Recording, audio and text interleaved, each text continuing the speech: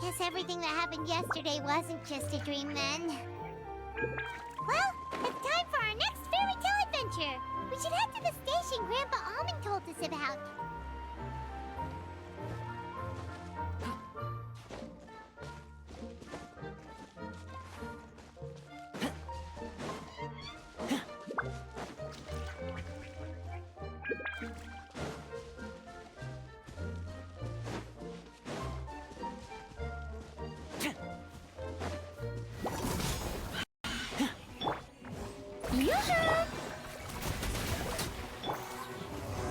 Let's begin.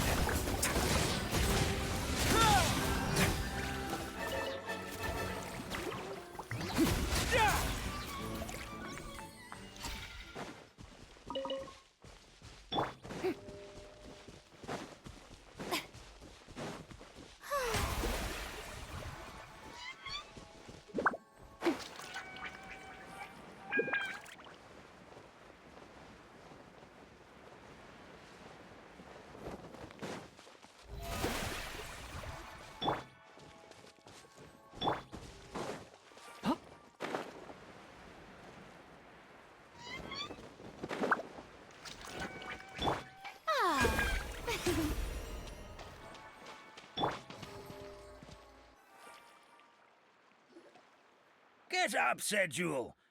Time to get to work, you lazy bones. I can't remember how to call the train. Just let me sleep a little longer, then I'm sure I'll remember. Don't try to pull one over on me, young man. Your fading disorder has been cured. I saw you chugging cup after cup of magic tonic in the tavern last night. You must be mistaken, Grandpa Almond. That guy definitely wasn't me. Oh, you remember my name now, do you? Then it seems like you're all better. You had no idea who I was when you were fading. Now, enough of your nonsense. Get up. The fairy and her friends are going to be here any second. All right, I'm up. The Maritime Express should be here soon. That's more like it. Lie there any longer and you'll start gathering dust. Is everything okay? The hero, his pixie companion, and the forest fairy. Oh, I didn't know you were already here. Merciful macadamias. I'm sorry you had to see that. Oh, it's all right. Paimon knows the feeling. Who doesn't want to sleep in first thing in the morning? Does the Maritime Express run out of Constellation Metropole? Yes, each train needs a conductor to operate, and the conductors are always from the capital. The more difficult maneuvers are a little too complicated when you're made of paper. Oh, so you mean the people of Constellation Metropole aren't origami animals like you? Well, the city welcomes visitors from all over the world, so you're bound to run into some forest dwellers there. But yes, generally speaking, the residents of Constellation Metropole look quite different from us. You'll see for yourself soon enough. Here comes the train.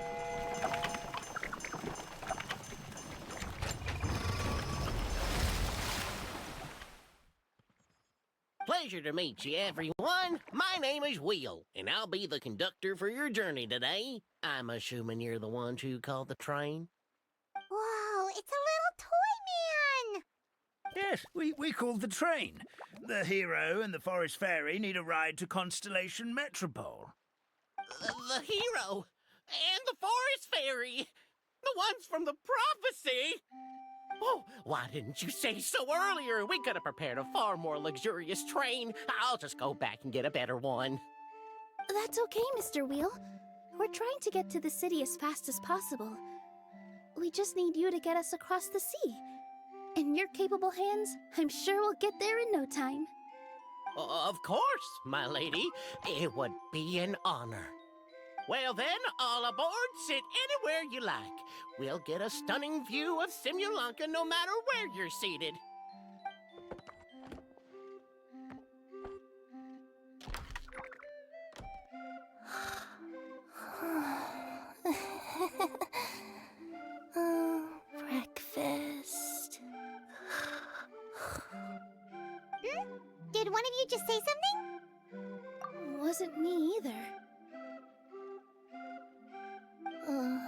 breakfast. Oh, come back. Sounds like the voice is coming from inside the train.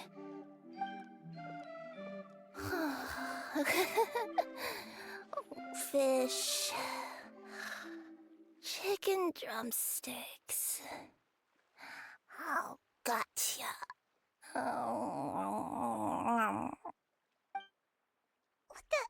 What's Kirara doing here?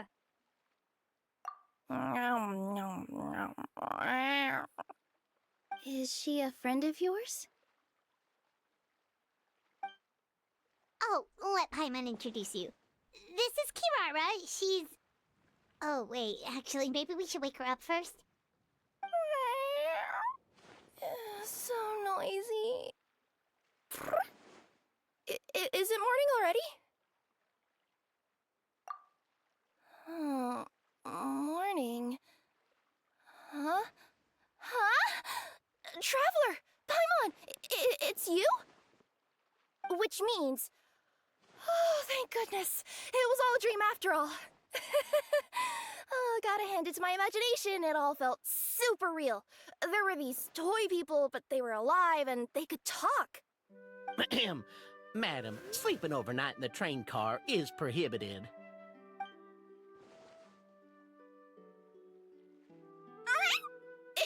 It wasn't just a dream? It's all right, Kirara. Apparently we're in a world called Simulanka. We got here yesterday, too. Simulanka? So, that's what it's called. I spent all day yesterday wandering around this one city.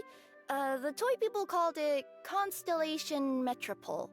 I was trying to find a way to get back home. I was seriously starting to think I'd gotten on the bad side of some great yokai and gotten swallowed whole. Ah, I take it you're Inazuman then, Miss Kirara? She sure is. But, Kirara here is kinda special. Let Paimon introduce you for real this time. Kirara is a Nekomata from Inazuma. She works as a courier for Komanie Express. Nice to meet you. I'm Nilu, a member of Zubair Theater. You can usually find us performing in Sumeru City's Grand Bazaar. Right now, though, I suppose I should introduce myself as the Fairy of the Forest of Blessings. Oh, you're Nilu! I've heard a lot about you from my deliveries in Sumeru. I even saw one of your performances back in the day. You're an amazing dancer. But, did you say you were a forest fairy? Oh, yeah, that's her new identity here in Simulanka. Oh, speaking of new identities, looks like you got a new outfit yourself, Kirara! Yeah, I know! It confused the heck out of me yesterday. I just woke up in a set of brand new clothes I'd never seen before.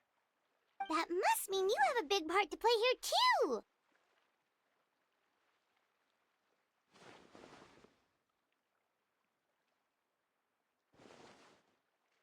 I think Miss Lynette would be better suited to that role, being a magician and all. Did you by any chance hear a voice speaking to you before you got here, Miss Kirara? A voice... Oh, yeah, I did hear something, but I was so freaked out my tails got all tangled, so I, didn't catch much of what was said. Sorry for the interruption. But this, Nekomata friend of yours, she doesn't eat hamsters, does she? Or frogs? Oh, no need to worry, little guys. I would never do something like that. Well, unless I've been out in the wild too long without anything to eat. Oh, speaking of eating, I am getting a little hungry.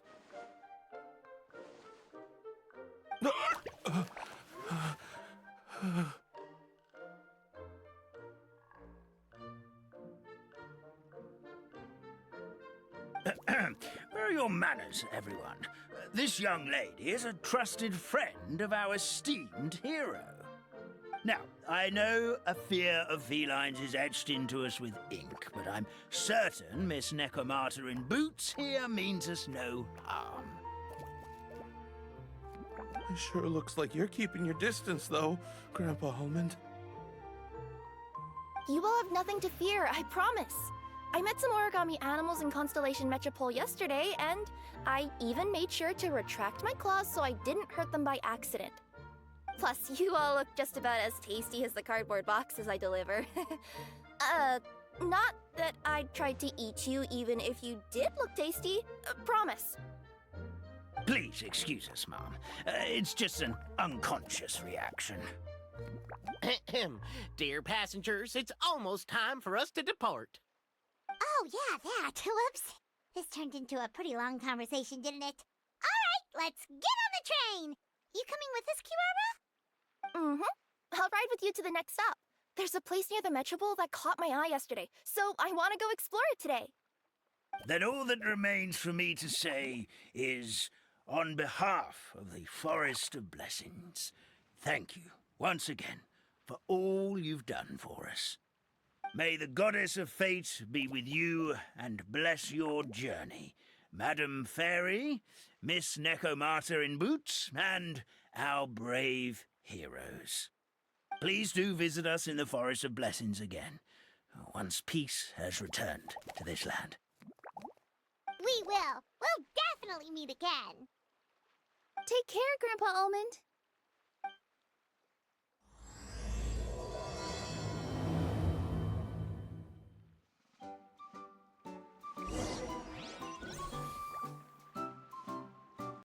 My back. Do me a favor and take them off. Malazines like to play pranks sometimes.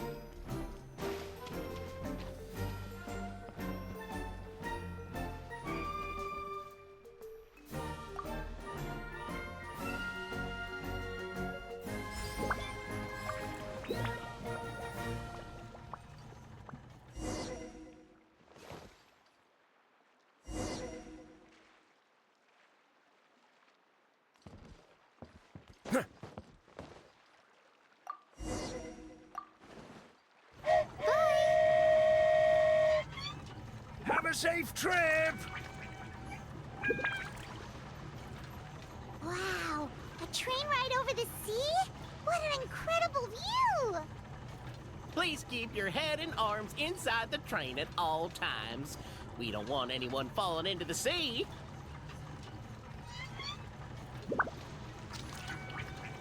There's a train coming the other way, too!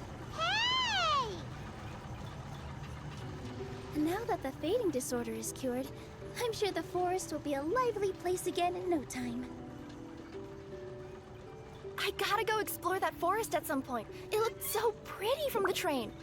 I just hope they, won't be too scared of me. We'll be arriving at our destination shortly. Please prepare to disembark.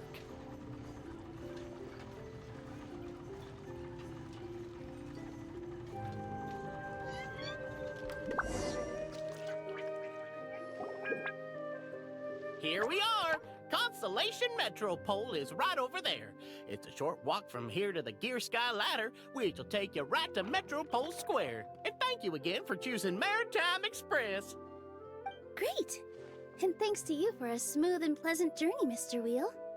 The train cars were comfortable and spacious, and I had a great night's sleep. I'll definitely be back. As you wish, ma'am.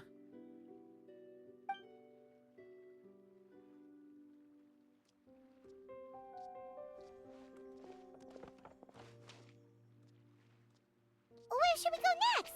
Is that place you wanted to check out nearby? Mm-hmm. I took a walk around yesterday, and it felt like there was something weird about it. So, I think I'll indulge my curiosity and go investigate. Want us to come with you?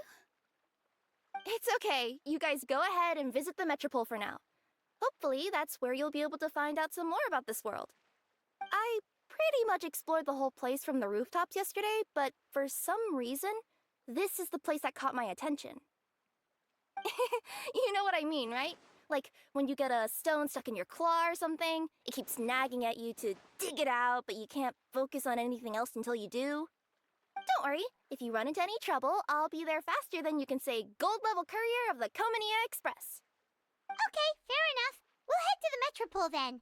Guess this is where we say bye for now. Mm-hmm. Don't worry about me. Let's not forget, I'm a yokai.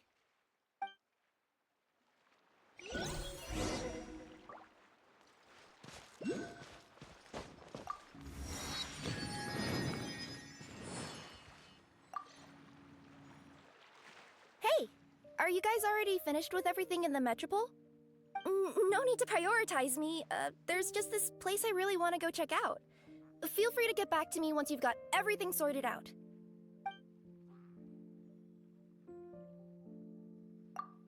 Sure. Don't worry. I'm not going anywhere.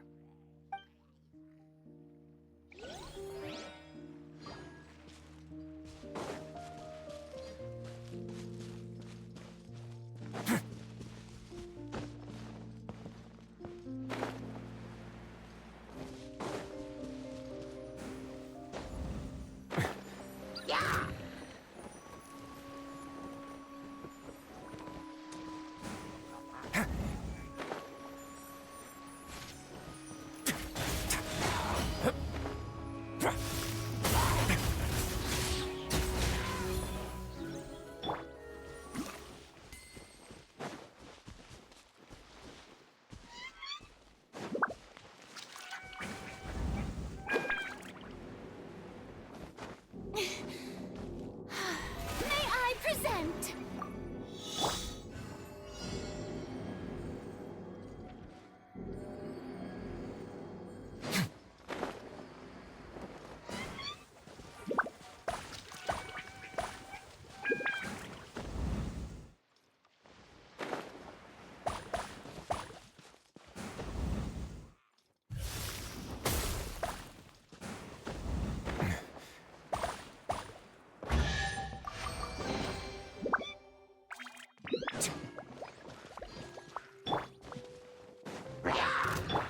Fire it up!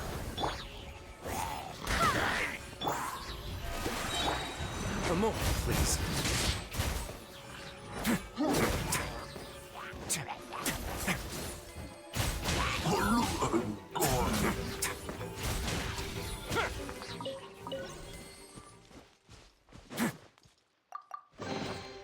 Ah, this wasn't locked. How convenient.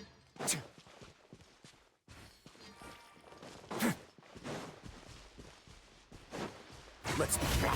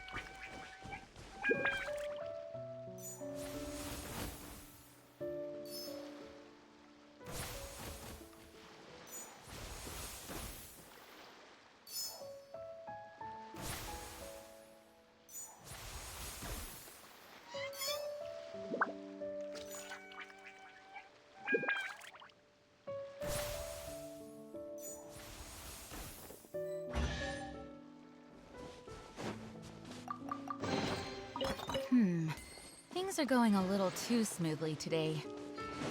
Help me!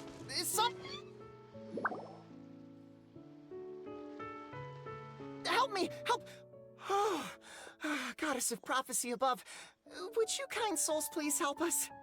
What happened here? Why are you all suspended in midair? I mean, being stuck in midair still beats falling to the ground and being smashed into a pile of blocks, but... I told him to be careful, but... No. Never mind. Now's not the time for that. My good friends, could I trouble you to turn the clockwork key over there? I'll explain everything in a bit.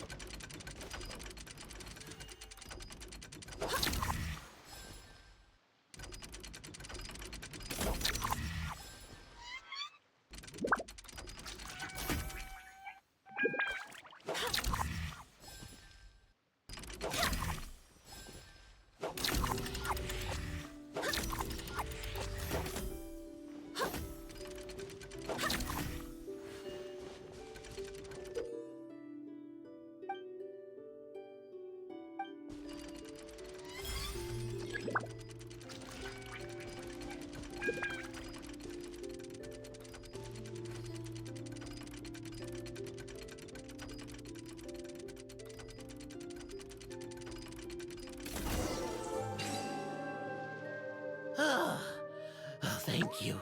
Oh, thank you. What happened there? It almost seemed like we turned back time. I take it this is your first time witnessing the power of the Goddess of Prophecy, then? If so, I can see why you might think that. Basically, this is a gift bestowed upon Constellation Metropole by the Goddess of Prophecy, who rules over the natural course of all things. It helps those who have deviated from their proper path to get back on track. Proper path? Do you mean everything that happens in the Metropole has been planned out since the very beginning? Why are you saying that as if it's a bad thing? You're not explaining it clearly. Here, allow me. Of course, all the residents of the Metropole have the freedom to live their own lives. For instance, whether I use olive oil or sesame oil in my morning skincare routine is entirely my choice. But whenever something disastrous is about to happen, like when I almost got turned into a pile of rubble just now, the goddess's magic will activate in the world around us. So, in other words, it's kind of protection magic? To keep people alive? You could say that. There are other situations in which it activates too, but that's basically correct. Well, in any case, we're glad no one's hurt. Are you heading to the Constellation Metropole? Yep. Do you know where we can find the Gear Sky Ladder?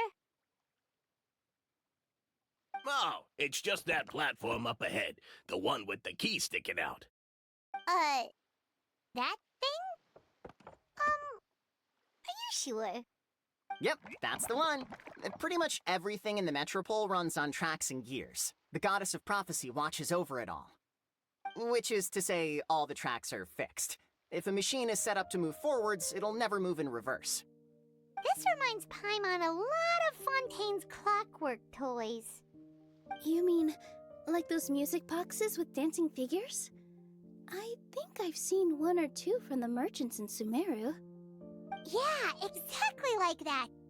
Anyway, sounds like it's not gonna suddenly fall out of the sky, so Paimon's okay now.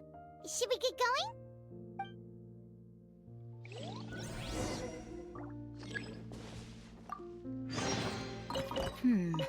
Things are going a little too smoothly today. The show begins!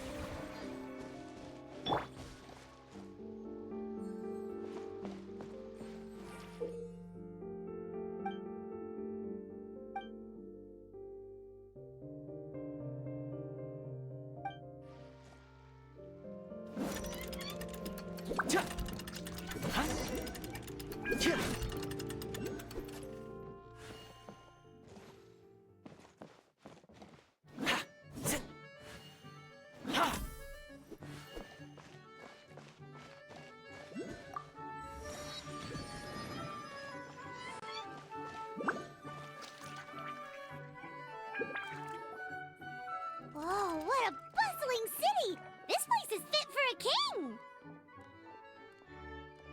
Our next step is to get to the top of the Metropole and ask the Goddess of Prophecy for guidance. If there is a king in that castle, I sure hope he won't get mad at us for trespassing.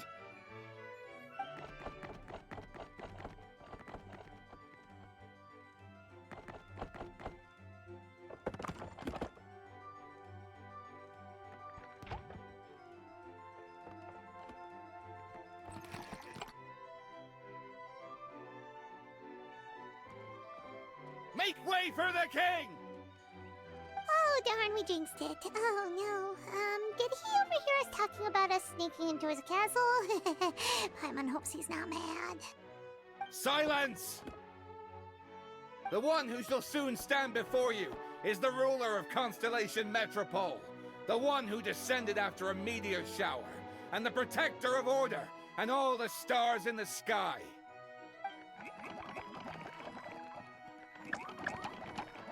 That's a long list of titles. I bid ye welcome, guests from afar. Long have I heard of your grand deeds, O fairy, who restored the lifeblood of the forest. O hero, who... huh? Navia! Hold your foul tongue! How dare you utter Her Majesty's name! Nice one, partner. Spectacular improvisation skills. I'd expect no less from you. All right. You can relax now.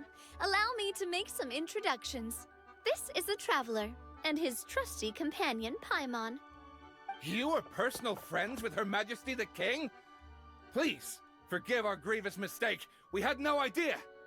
All right. The welcome ceremony is over. Everyone back to your stations. I will personally treat our guests to some royal hospitality. Yes, Your Majesty.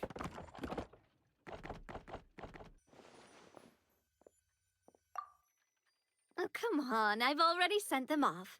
So, anyway, how did you guys get here? We were gonna ask you the same thing! Also, how are you already king of this nation? And where did you get a crown? Oh, wait, don't say it! You just woke up like this, right? Sounds like you've answered your own question. But before I woke up, I heard a voice say to me, "You are the king of Constellation Metropole. Now go forth and save your city." A similar thing happened to me.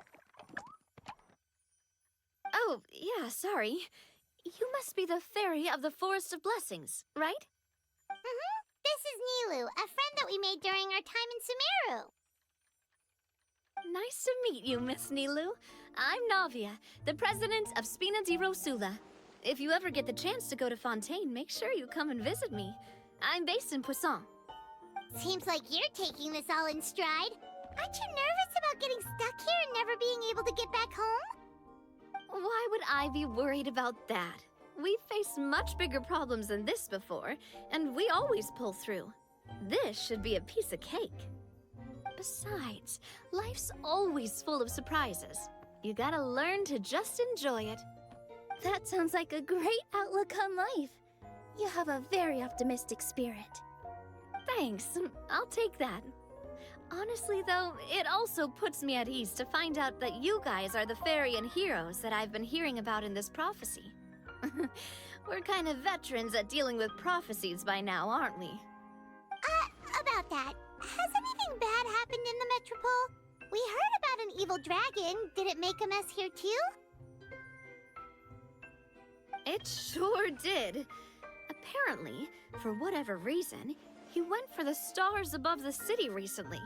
Literally just flew up and started snatching them out of the sky. Luckily, the guards responded quickly and stopped the dragon from taking them back to his lair. Unfortunately, though, he dropped them before he flew off. Now they're scattered all around the Metropole. I've been out trying to retrieve them, but I only managed to get one of them before you showed up. Oh, I didn't ask yet. What brings you to the Metropole anyway? Oh, Paimon can explain.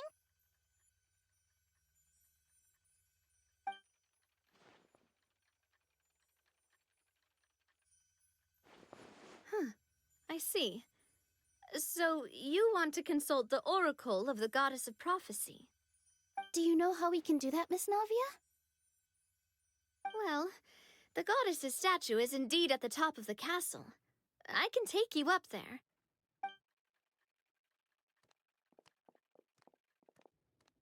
However, I've heard from the citizens here that the goddess hasn't given out any new revelations in a very long time. Really? But Grandpa Almond told us that he received his prophecy from the goddess. Oh, that's probably because the prophecy about the hero of Simulanka has been around for a very long time. But recently, people realized that the goddess didn't reveal anything about what's supposed to happen after peace has been restored. Huh. Okay. Still, can't hurt to try your luck. And maybe you can help me get rid of the invaders while we're at it. Invaders? So the dragon's not your only problem? Right. The forest isn't the only place where strange things have been happening to the residents. Have you come across the gift from the goddess of prophecy yet? You mean the protection magic that stops them from coming to harm? We saw it in action. Yep, that's the one. Over the past little while, this magic has been triggering far more frequently. We don't know if it's simply because the metropole has grown a lot more dangerous, or if there's a deeper reason behind it. Some residents find themselves getting stuck in a place and unable to move.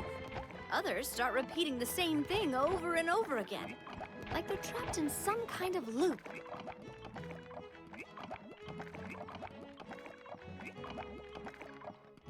If we were to use clockwork toys as an analogy, could it be that the tracks have eroded, or the gears have slid out of place? That's exactly right, Nilu. That's basically what's happening. Anyway, some of the monsters outside the city saw this as an opportunity to launch an invasion. But we didn't see a single monster on our way here. That's because I already took care of most of them over the past couple of days. Of the remaining few, we trapped some of them inside the castle and chased the rest back out of the city. Okay, so to summarize, not only has the magic here gotten all messed up, but the dragons also knocked some of the stars out of the sky, plus there's a bunch of monsters in the city. Sounds like there's a lot more to fix here than in the Forest of Blessings. Well, defeating the dragon and the monsters should be straightforward enough. But how do we fix the magic? Supposedly, the goddess has had it all planned out for ages.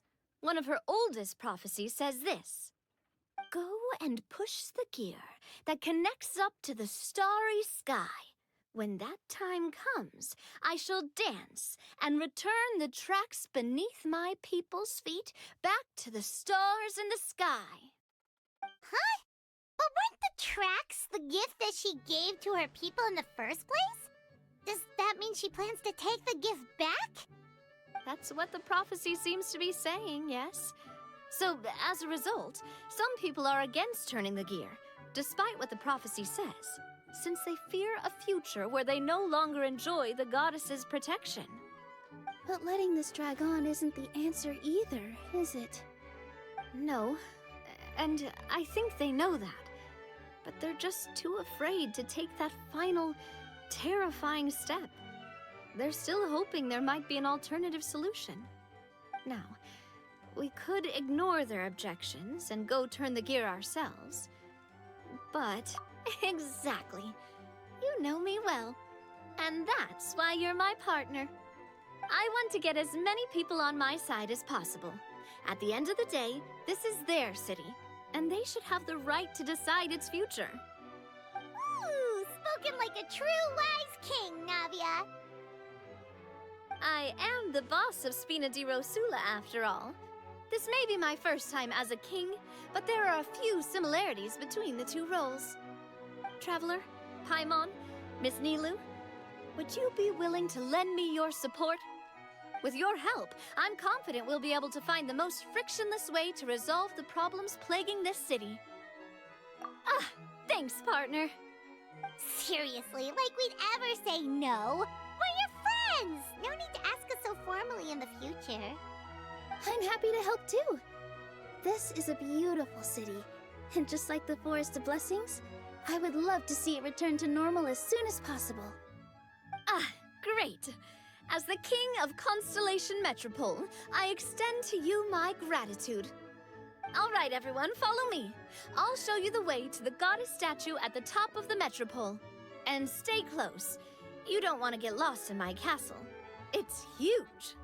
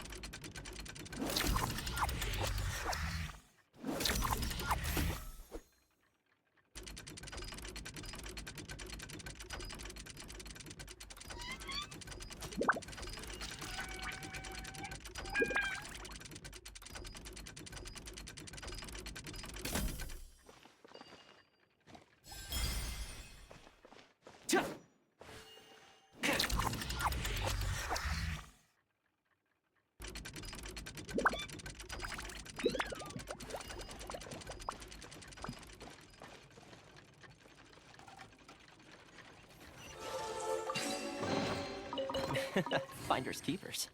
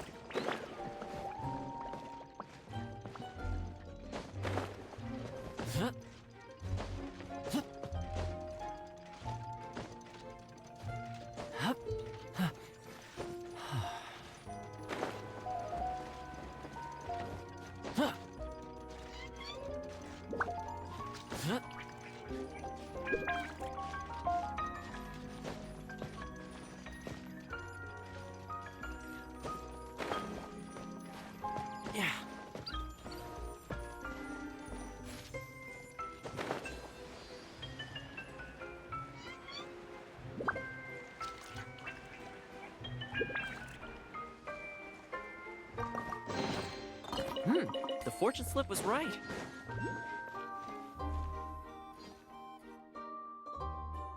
Huh? What's this? Wait. This looks like the star I found earlier. I told the guards to place it near the goddess statue. Maybe they ran into some trouble up there. Guess we'd better hurry.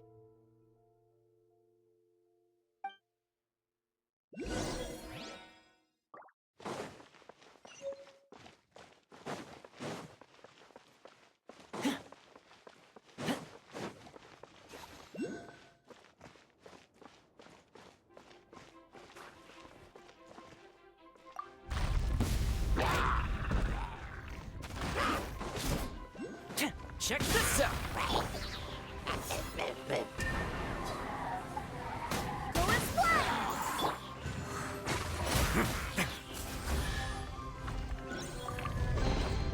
I'd take it if I were you. I'm sure it'll come in handy.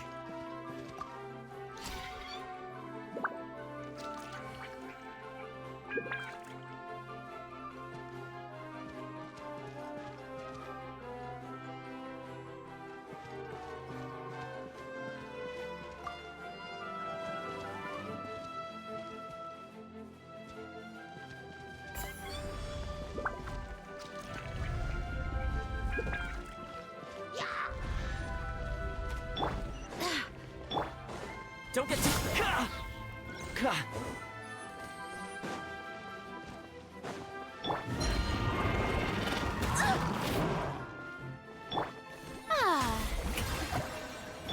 A moment, please. This could get a little chilly.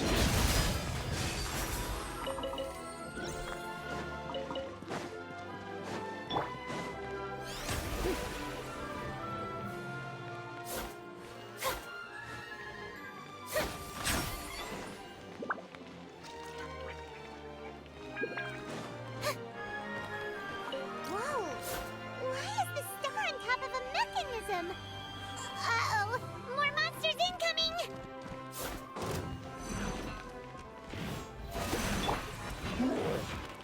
Check this out! Let's begin.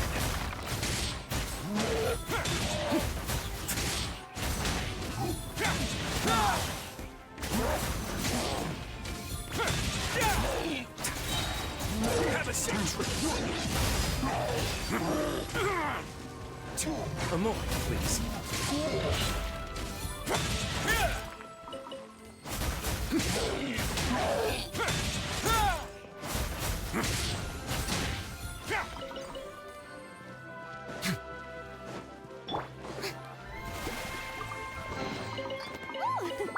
What a pleasant...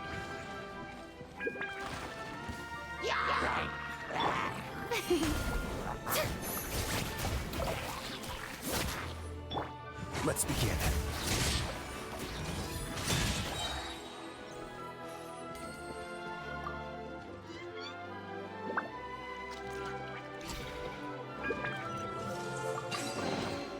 All unclaimed articles should be turned in.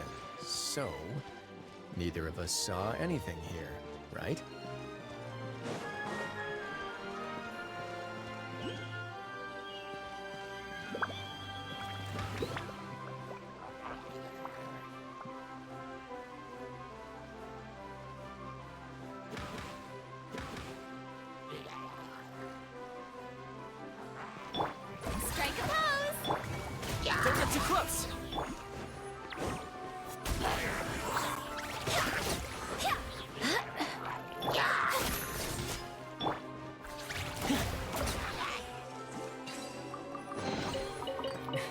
Finders keepers.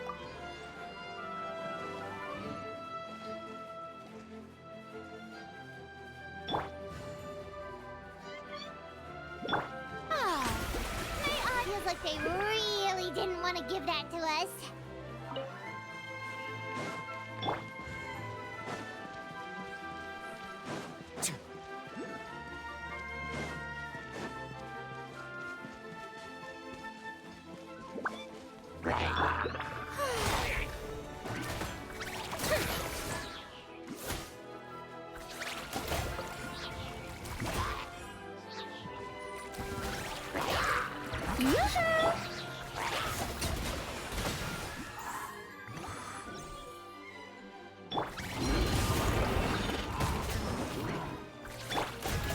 Way now.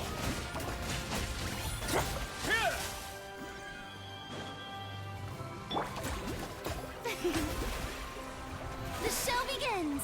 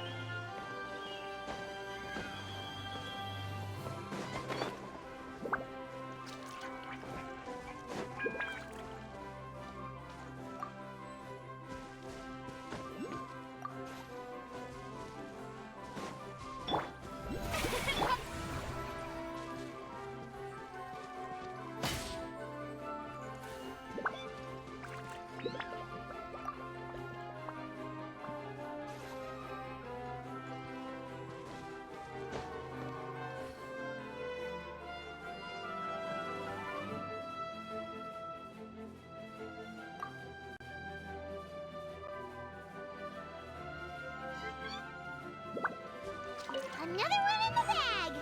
That sure was rough. This wasn't locked. How convenient.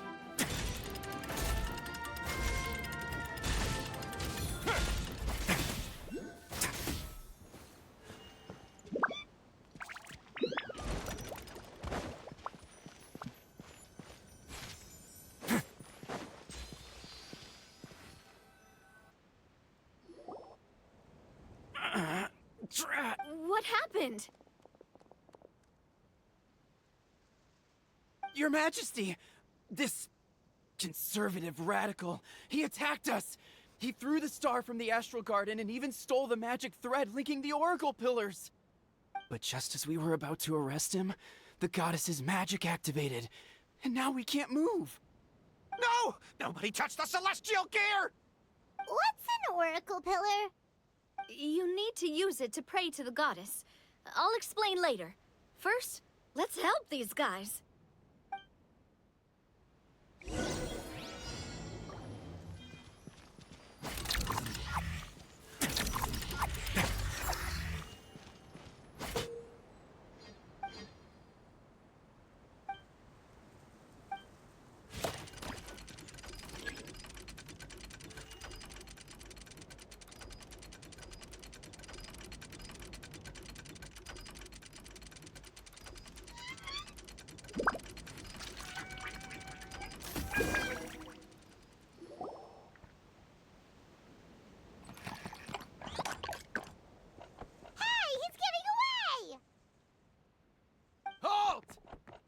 It's okay.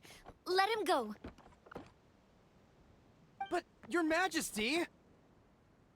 Even if we catch up to him now, we won't be able to change his mind, much less quell the fear that many others like him are feeling. All it would do is turn him further against us. Understood, Your Majesty. Also, this is the magic thread he was holding from the Oracle Pillars. Your Majesty, what should we... Ah, please give that to the traveler over there. I believe they have some questions for the goddess. Yes, Your Majesty.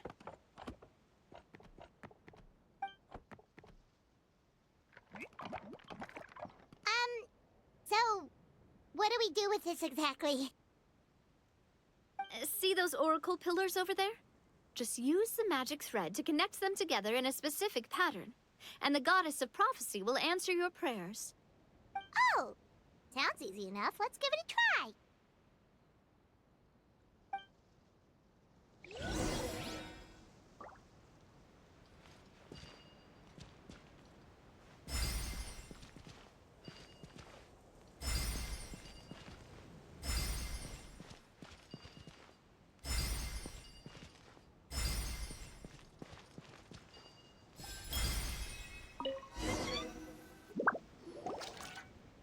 It worked!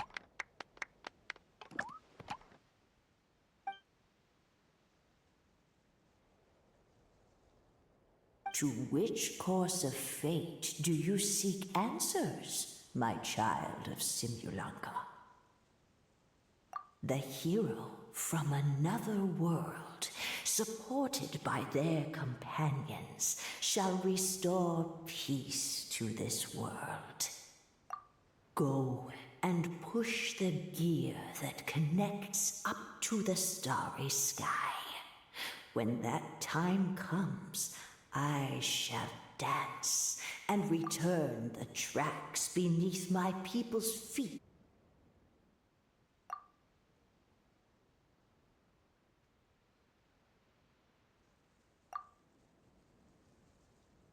So, Miss Navia was right. The goddess of prophecy didn't tell us anything about the future. Fair enough.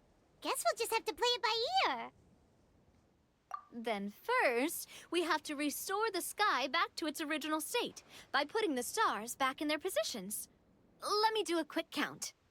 All right. Adding in the ones we picked up on the way here, I think that's all of them. Let's go hang these stars back up in the sky. In the sky? How do we get up there? Oh, I got us covered. We will, of course, be taking the Aerial Express. Is that a flying train? Hey, you already took a train that runs on water.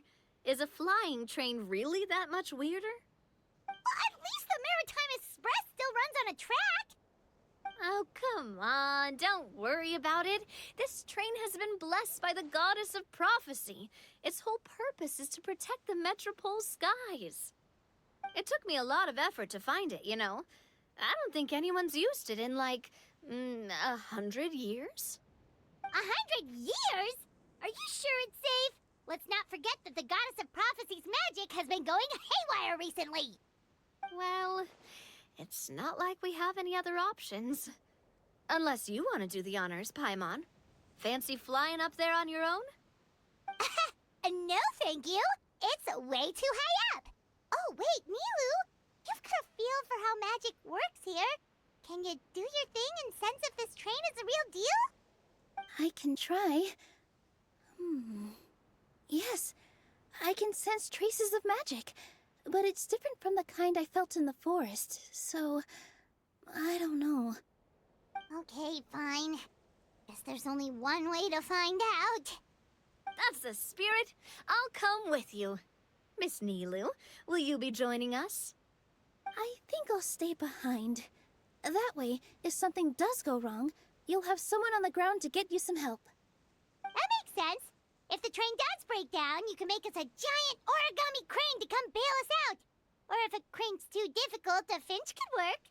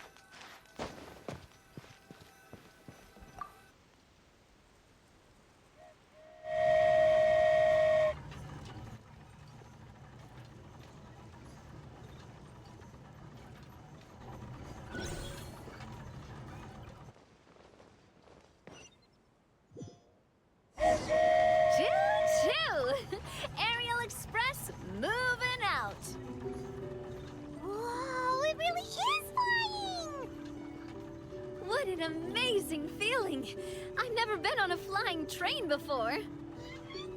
Neither have we.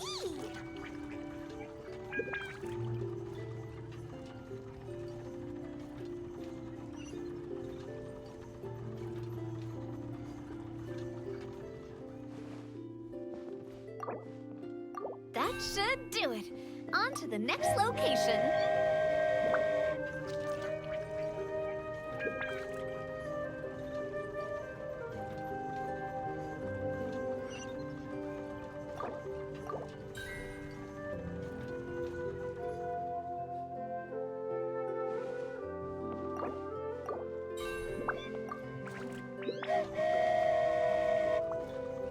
We are so high up. Don't look down. Don't look down. Oh, hang in there, Paimon. The hard part's nearly over. After that, it's downhill all the way. Don't say downhill all the way. That is the last thing Paimon wants to hear.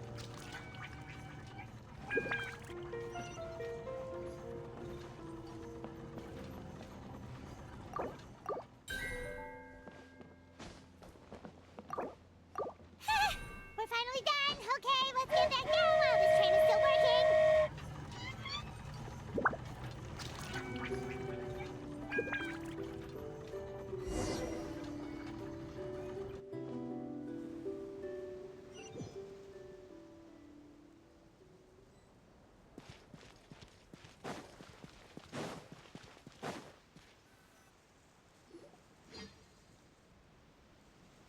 Great job!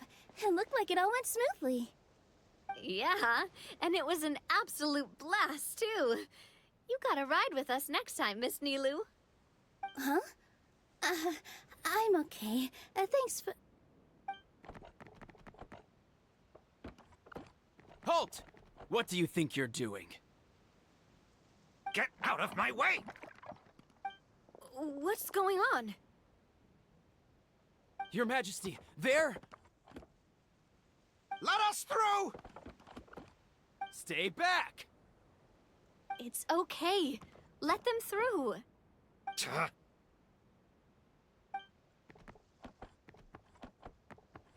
Your Majesty, could we please ask you not to turn the gear that connects up to the sky?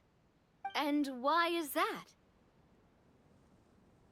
As you have seen, the goddess's gift is very important to us. It keeps us from harm and protects our very lives. Some of us, we just aren't ready to lose that protection. I see. I understand. Huh? Your Majesty, do you mean... I won't turn that gear. Not until you're ready. What?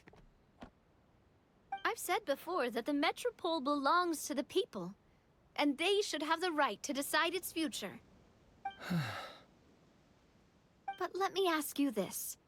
How do you plan to solve the issues we are currently facing? Well, we'll start by rescuing the people that have gotten stuck. And then we'll find a way to figure out the true cause of this crisis. And have you made any headway on that? The true cause, I mean. Unfortunately not. Hey, you little... I'm sorry, my friend, but it's the truth. You have friends and family that have been affected, don't you? That have gotten stuck? Duh. I understand your concerns. But if we let this drag on for much longer, the situation may well get worse. More and more people will be frozen by the goddess's magic. Yes, but if we turn that gear now, all the tracks in this city will disappear. I know this is a hard decision to make. But have you ever thought about why the goddess might have made things this way in the first place? Huh? Why do you think she might decide to take back her gift and stop revealing further prophecies about the future? Are you saying she has abandoned us? No. Quite the opposite, in fact. What do you mean? The goddess dearly loves this world and all the people of Simulanka. And because she loves you so much, she wants you to be able to choose your own path. Every parent hopes their child will have a happy and carefree life. But if they're overprotective, then all they'll manage to do is keep their child trapped. If a mother bird lets her baby ride on her wings for too long, her child will never learn how to fly. Perhaps the goddess of prophecy has always known that one day she'll have to let go. Children can only become independent if they're allowed to form their own opinions, make their own decisions, and deal with the consequences on their own. Only then will they be able to continue their journey alone, even after their parents are gone. But we've relied on the goddess's protection for so long. We don't know what it's like to go it alone. We don't know if we have what it takes. Are you kidding me? I think you've proven yourselves more than capable of that. What do you mean? You made a call in a time of crisis, and you've come all this way to talk to me. Even the guards couldn't stop you. That must have taken a lot of courage. But we only did it because we were scared. Why you set out on the journey doesn't matter. What matters is that you've proven you can choose your own path. My friend, I fear our king is right. It is time for us to face our fears. What? But we... We can't go on living like this. Living in fear. Look at what it's driven you to do. You threw away a star personally created by the goddess of prophecy herself. You once revered her more than any of us. And I think the king is right. She hasn't abandoned us. So, why don't we put our trust in her one more time? I don't care anymore. Do what you want. Aw, he laughed. I'm sorry about my friend. That's just how he is. Always had a terrible temper. Please accept my apology for his impudent behavior. Is it just me, or has he accepted the goddess's prophecy? I think so. Not that you'll ever hear him admit it out loud. Your Majesty, please turn the gear that connects up to the sky. So, you've made up your mind? About giving up the goddess's gift? Yes, I've made up my mind. But maybe losing the gift isn't what this is about anymore. Because we've gained something too. You have given us courage. Well said. I am proud of your decision. Now, gather around, everyone, and join me as we make the night sky of this wonderful city turn once more.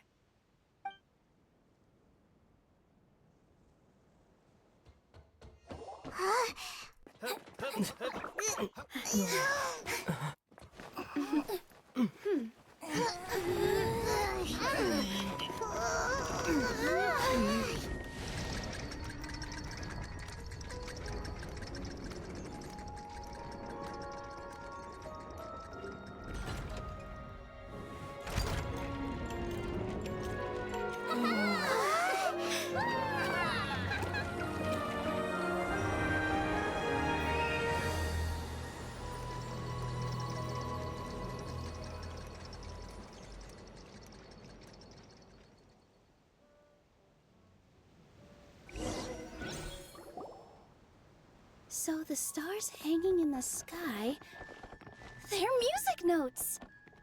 This entire metropole is a huge music box! That's incredible! How do you feel? A little scared and uncertain. But for some reason, I feel a lot more at ease. It's as if some kind of huge weight has been lifted from my shoulders. Figured out any next steps? To be honest, not really. But maybe I can start by having a heart-to-heart with that stubborn friend of mine. I have an idea.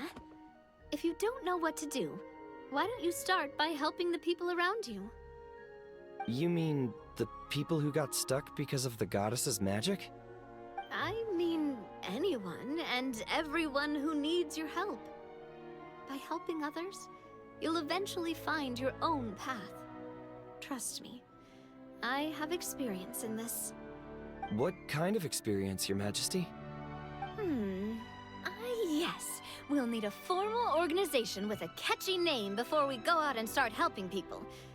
Why don't we call it the Spina di Rosula? Spina di Rosula? Ooh, or even the Spina di Rosula di Simulonca. Yeah, that's catchy. Wow, big expansion for the Spina. Moving into other worlds now. Spina di Rosula. I like it. It's a great name. Let's do as Your Majesty suggests. Well then, how about I appoint you as the head of the Spina in Simulonca? While I'm off fighting the dragon with the other heroes, it'll be your responsibility to work with the guards and take good care of the people in the metropole. What? You're planning on fighting the dragon?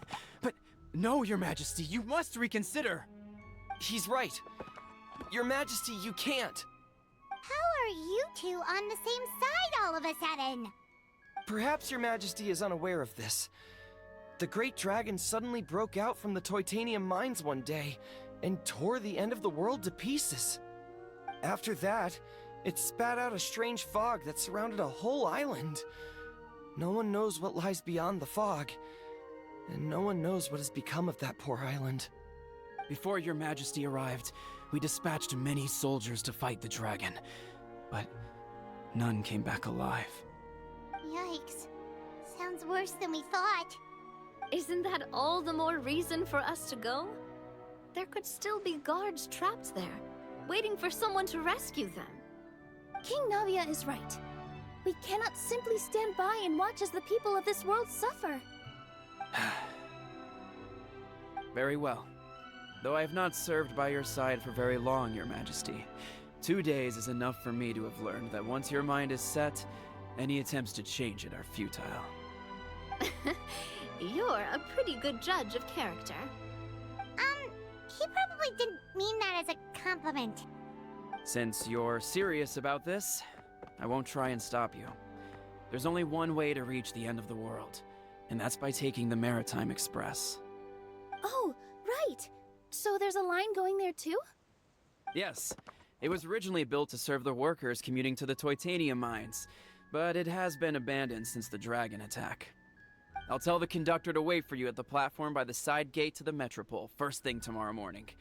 You're embarking on an extremely dangerous adventure. Please be careful, Your Majesty and friends. Oh, thank you for your concern. While I'm gone, I leave the Metropole in your capable hands. Yes, Your Majesty. Just call me boss from now on. That's what everyone in the Spina calls me, and it's what I'm used to.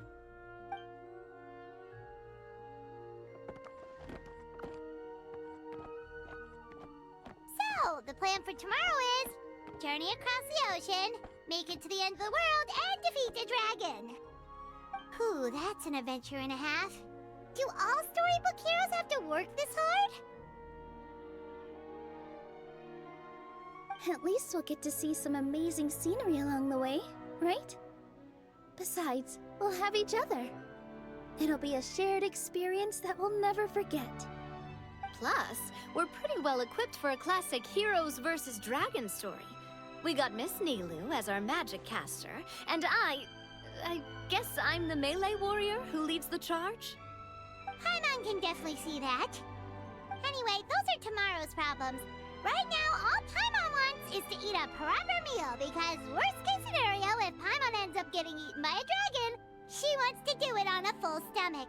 And something about the end of the world doesn't sound like a great place for food options. Well, the origami animals in the forest only drink magic tonic. What do the toy people here in Constellation Metropole eat? Vegetable oil and sawdust, I think.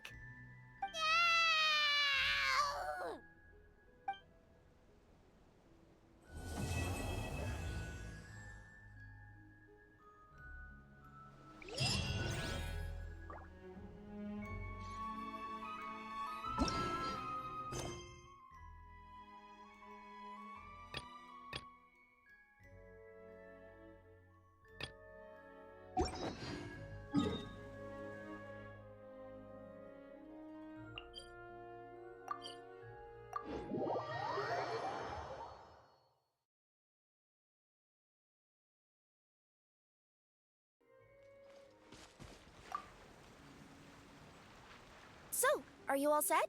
Ready to start investigating?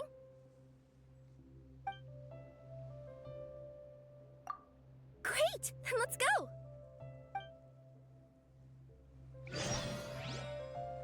I've delivered packages all over, but I've never seen a mysterious fairy tale world like this before.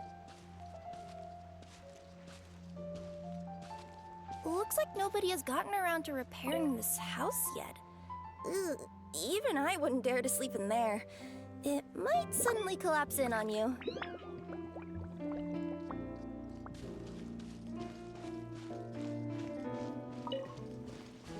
Nothing to see here either.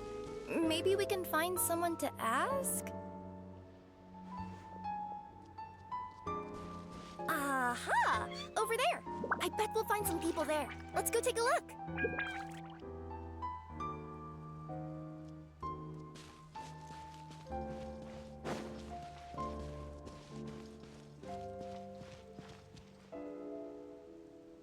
Uh-huh. I was sure there'd be people here.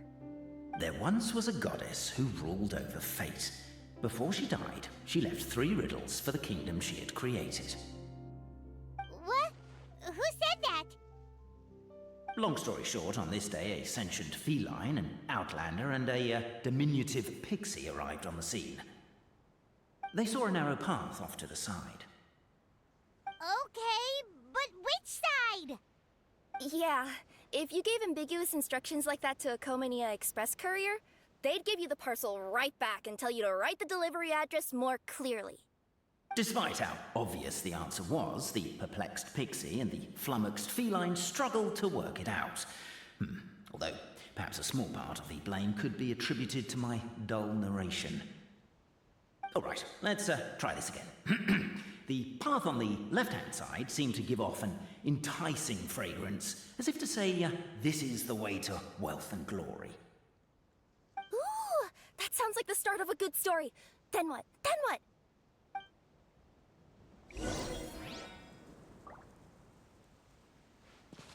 At the end of the path, the motley crew would soon spot a secret stone room.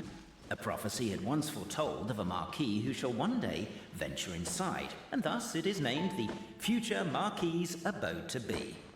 You like it? The Future Marquis's Abode to Be? Got a nice ring to it, doesn't it? That was a little bit boastful. But before you continue, I must warn you of the danger that lies ahead. For example, under no circumstances should you sit on the chair in the center. Otherwise, the consequences could be a bit embarrassing.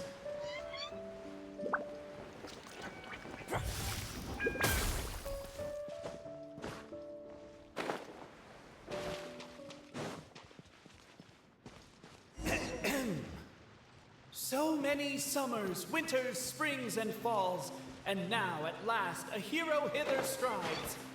This realm knows not what lies beyond its walls. Its secrets mystify the world outside. Wait, new voices. Who are they?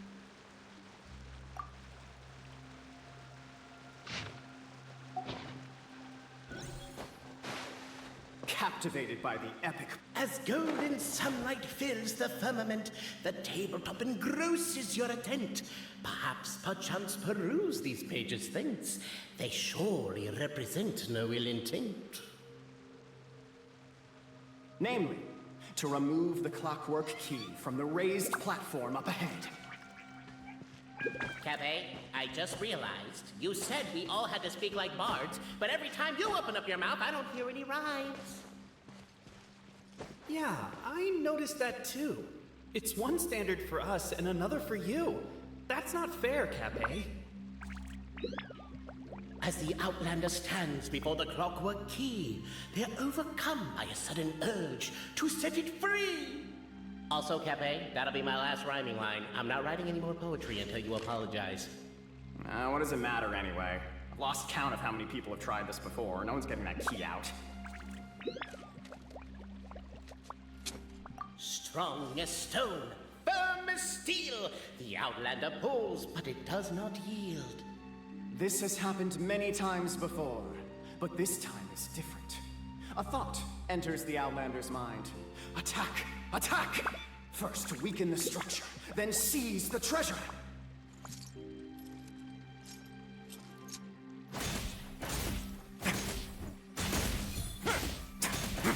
The attack's now over. Only one final step remains. Now it is the time to seize the key. Yes! Finally! Come on, move your butts and your legs, assuming they're still in working order. It's showtime! No hard feelings about your lack of poetic contributions? Oh, let it go!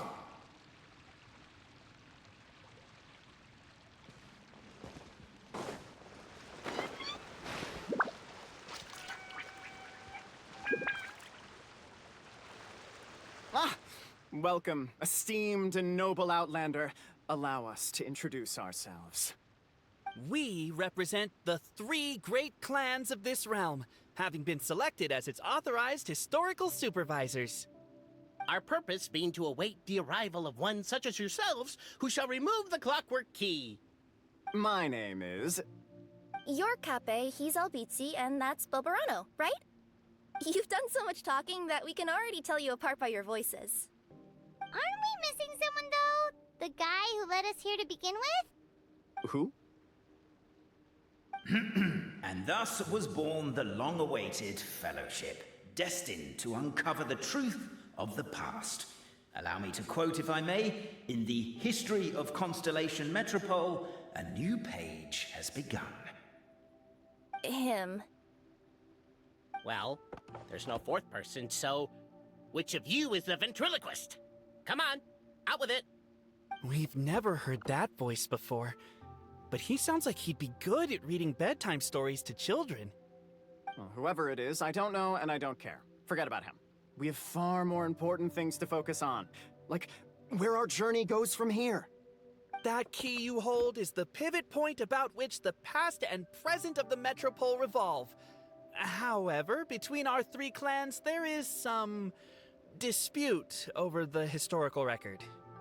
Each clan has its own version of history, detailing the clan's origins and the tale of the dragon of old, and unfortunately, we don't know which one is the truth. Dragon? You mean the one that's been acting up recently?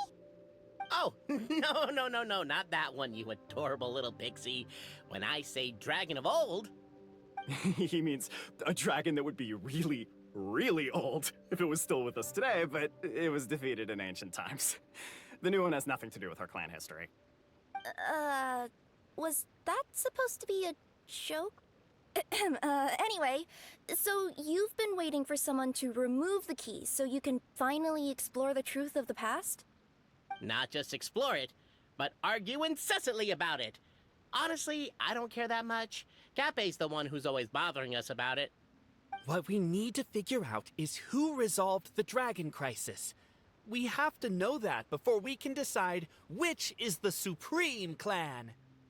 The moment you removed the key from where it was lodged, you became the honorary Marquis. We humbly beseech you, noble Outlander. Noble Traveler Marquis, we ask you to help us. You and your talking Puss in Boots and the pale floating pixie. Puss in Boots? Are you serious? It's better than demon feline, but still... Embrace it, my friend, embrace it. Most cats don't wear boots or speak, do they? I'm not even a cat, I'm a Nekomata. Now that you know the word, I expect you to use it. Please allow me to lead you all to a sacred memorial site. It will be much easier to explain what needs to be done once we are there.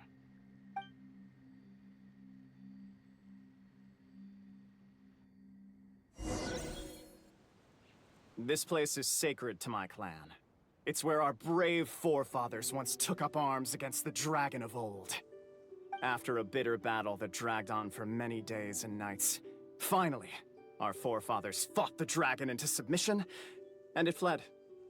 They took turns, though. Some forefathers worked the day shift, while others worked the night shift. So they say. It's just a legend, though. Wait a second? Did I just hear you admit that your clan's history is just a legend? History, legend, who cares? My clan was definitely courageous, that's the point. That's the truth. And isn't the truth What we've all been arguing about non-stop for all these years? Capet's words gave the traveler food for thought.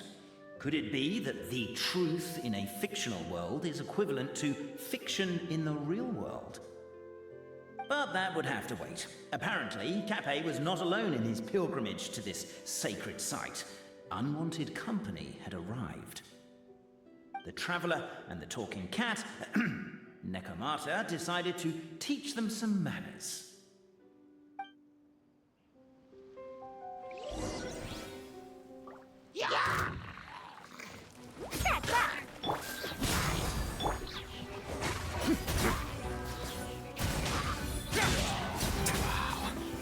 A true display of heroism and valor. It was as if the spirits of my ancestors were fighting through. Here's a thought.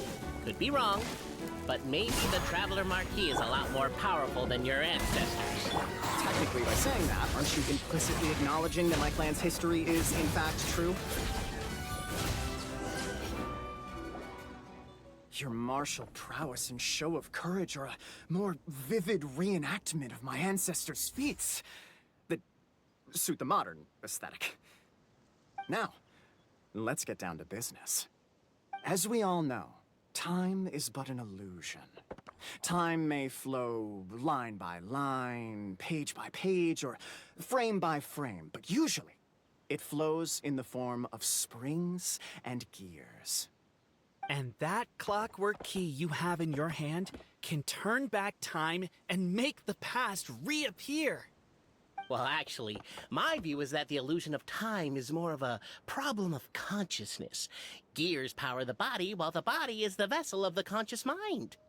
But the mind cannot understand the dimension of time, so we experience instead an endless continuum of moments as the pinion of now turns along the rack of ages. I'm getting flashbacks to when I was delivering packages to the Sumeru Academia. A teacher once asked Albizzi what his greatest fear was, and he replied, dragons. Boberano was asked the same question. He replied, time, and repeated the argument we just heard. The teacher then turned to Capet and posed the same question. He replied, Boberano.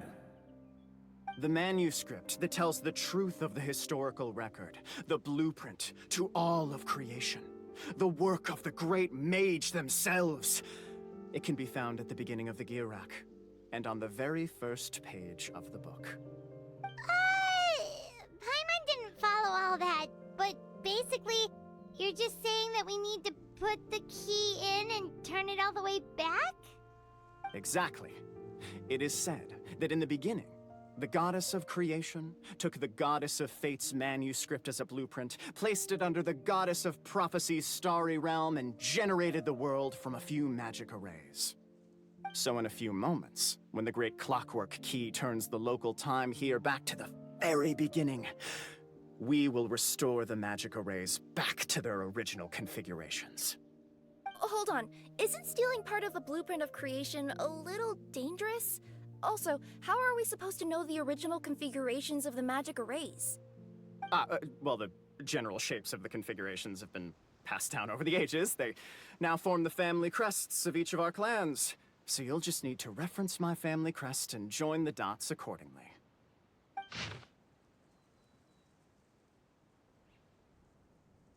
To address your other concern, when the house has already been built, do you really think that taking away the construction crew and blueprint will cause it to collapse? The Traveler Marquis prepares to insert the great clockwork key into the nearby keyhole.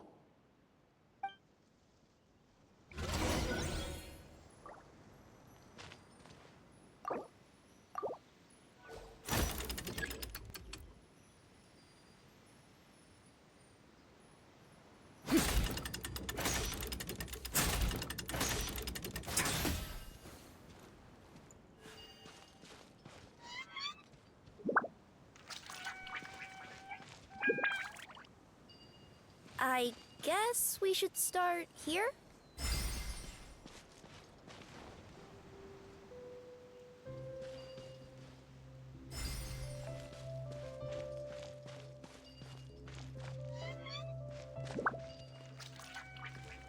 Why don't you give it another try?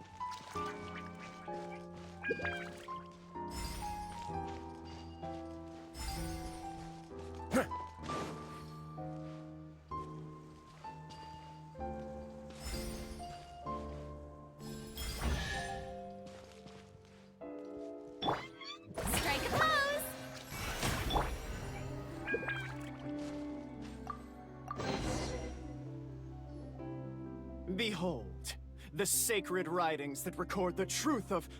No, wait. That have shaped the truth of history. Gather round and let us bear witness. Feast your eyes, rejoice, and cheer, for this is the unquestionable truth. Look at the signature. Nobody is capable of forging that. I don't believe it. So, all along, our histories have been false? Don't lose heart, Albizzi. It does not follow from his is true that ours are false. That might be the most bogus logic I've ever heard. But keep up the mental gymnastics, Boberano. I've been waiting for that look of jealousy on your face my whole life, and I'm gonna savor it. And yet, it seemed that this conundrum could indeed have more than one solution. Everyone agreed that there may be more than one truth. The party decided to visit the sacred sites of the other clans and see what their documents had to say. Isn't a narrator supposed to remain detached and objective? It feels like you're forcing a narrative agenda on us here. Well, whatever. I'm in a good mood. Let's do it. The instructions say to repeat the process 3 times, and besides, I'm looking forward to watching you both be sorely disappointed. Let's do my clan next. I'll lead the way. We'll need the key again, right? Let me see if I can pull it out. Yoink!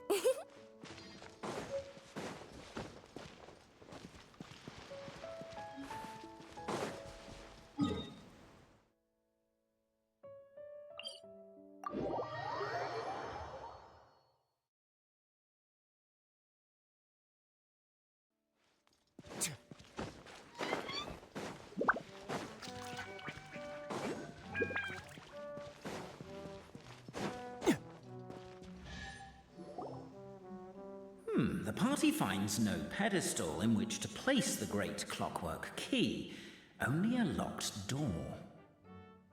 Where's your clan's pedestal?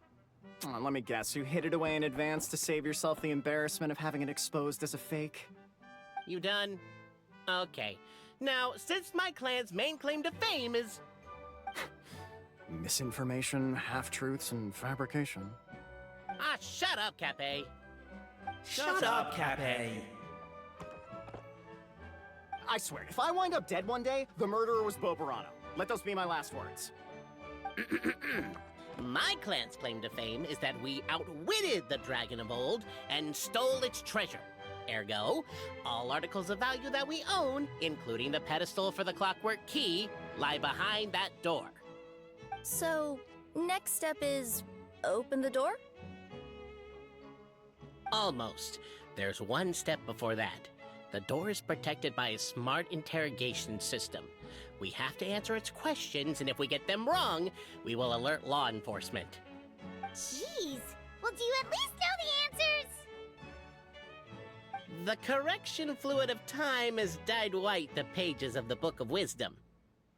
No, I don't know the answers. But worry not, I had a quick word with the constabulary in advance. They'll ignore the alarm if we get the questions wrong, so answer without fear.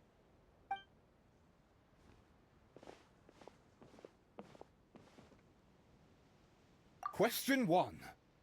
Who is it?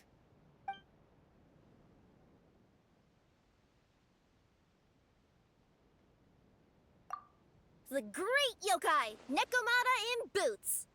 And the trusty travel guide, Pixie! Travel guide. Trusty travel guide!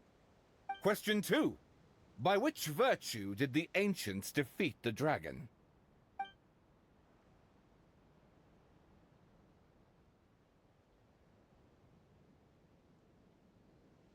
If this is the right answer, I swear I'll... Correct! A barefaced lie. So low. Question 3. Which is more real? The fiction of the outside world, or the truth of this world?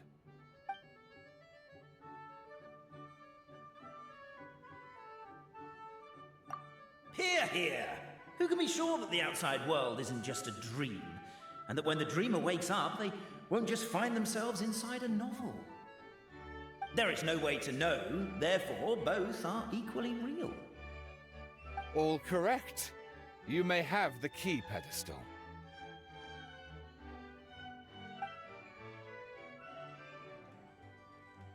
Traveler Marquis, you know what must be done. Please insert the great clockwork key. Oh, and this is my family crest.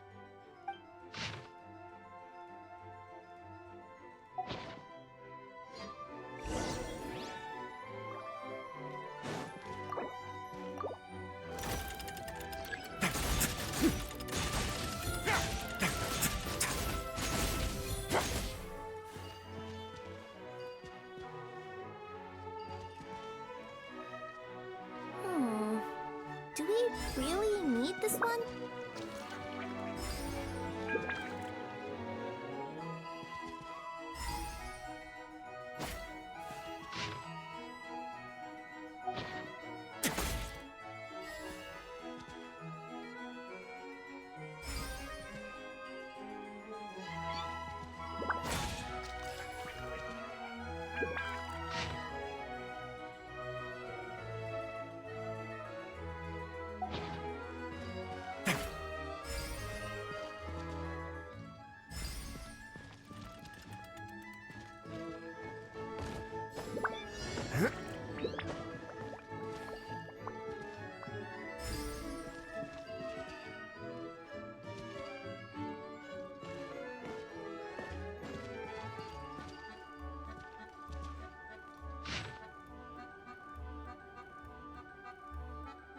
The Traveller Marquis draws a design that is practical and aesthetically pleasing in equal measure.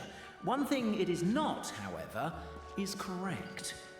I think you should take another look at Bobarano's family crest and have another go.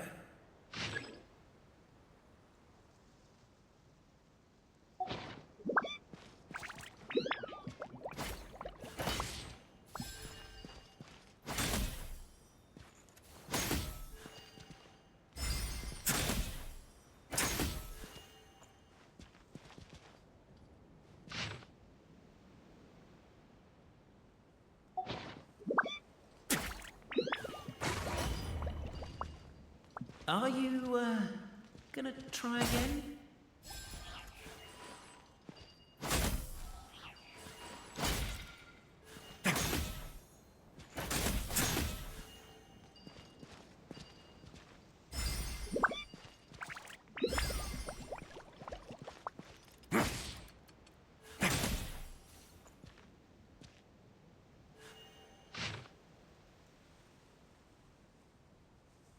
Are you, gonna try again?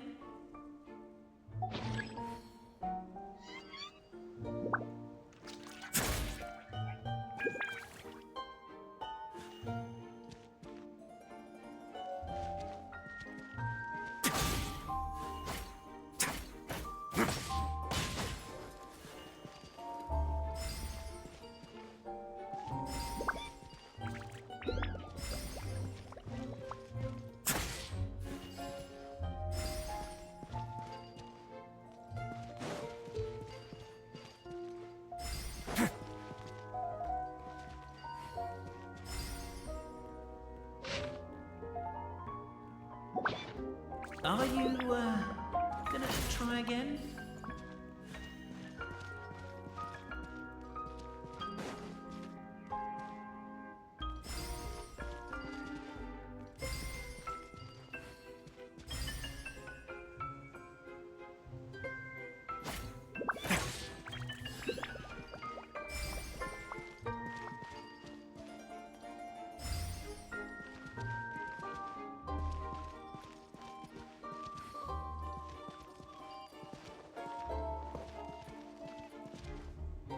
Are you, gonna try again?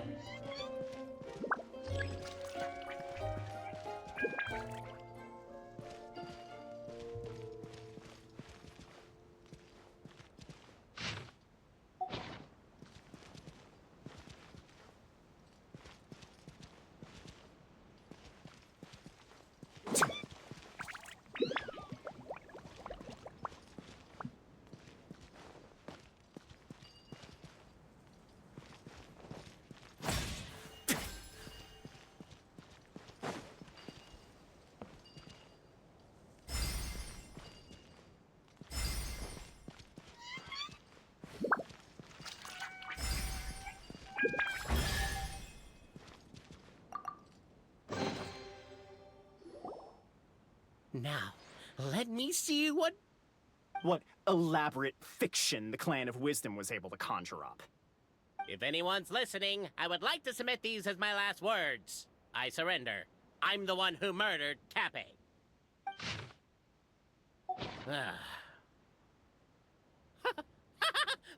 Look! My clan's history is true as well!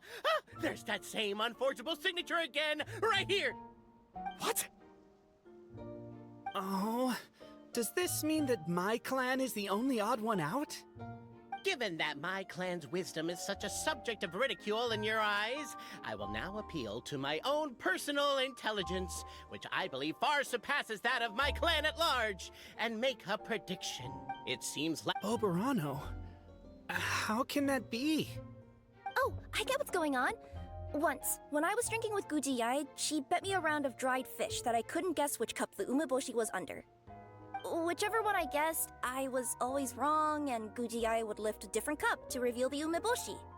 But then, I learned later from one of the shrine maidens, Miyuki, that all of the cups had an umeboshi under them. Just goes to show, I still got a long way to go before I become a great yokai. Oh, don't mind Fox Lady. That's just her way of teasing you. Actually, that reminds me. We can now open these 3 treasure chests. And unlike the guessing game you mentioned, this one's not a trick. Cool. Well, once you've plundered the last of Oberano's family wealth, we can go to my clan's place. Guess I'll take the clockwork key again then. Yoink!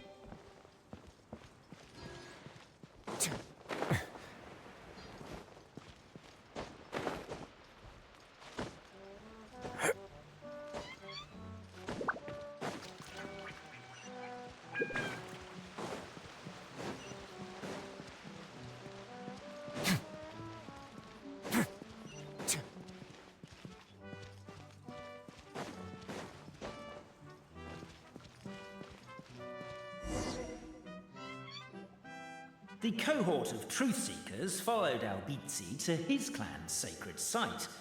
They arrived to the site of a giant guard towering over them. Up ahead is my clan's gigantified guard. He can be a little pig-headed, and he's incredibly strong. Your weapons won't even scratch him. Wait, but wasn't Cappe's clan the one that's all about strength? So, what do you guys believe in then? Oh, the guard is one of Cappe's people. Size is a coveted trait in the clan of strength, after all. Mine is the clan of empathy, and our key contribution is... growth serum!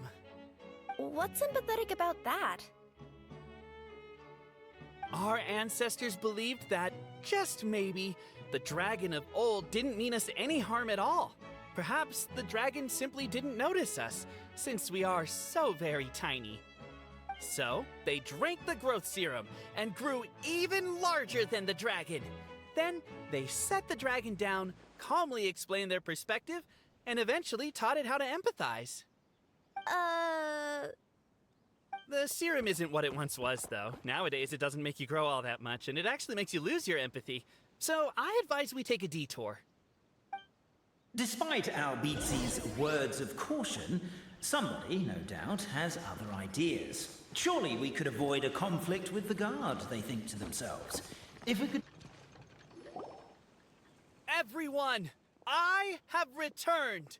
I come with the long-awaited Marquis and their followers to search for the lost origins of our clan. Well, we weren't told anything about that this morning. Get out of here! Leave us alone!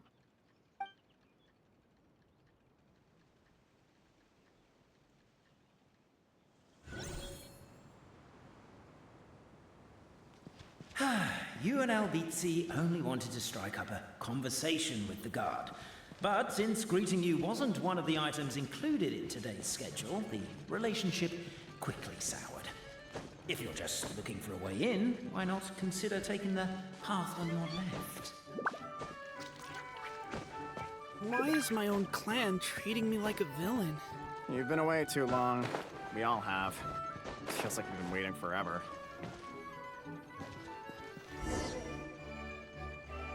We should be getting close. Why is this place so full of junk? Are you the kind of people who never throw away the box when you buy something because you're worried you won't be able to return it without the original packaging? We'll never find the Oracle Pillars in all this mess. Never mind that. We have a more pressing issue. It seems there's a slight problem with my clan's family crest. The Marquis may need to utilize their wisdom to solve the issue.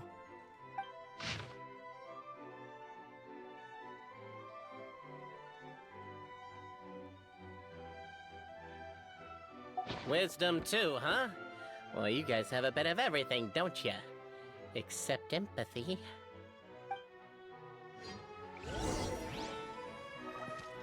Over here! Yes! Keep the noise down!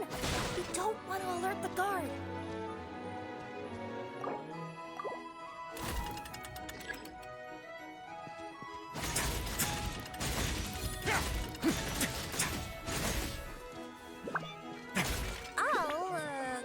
I'll go keep watch.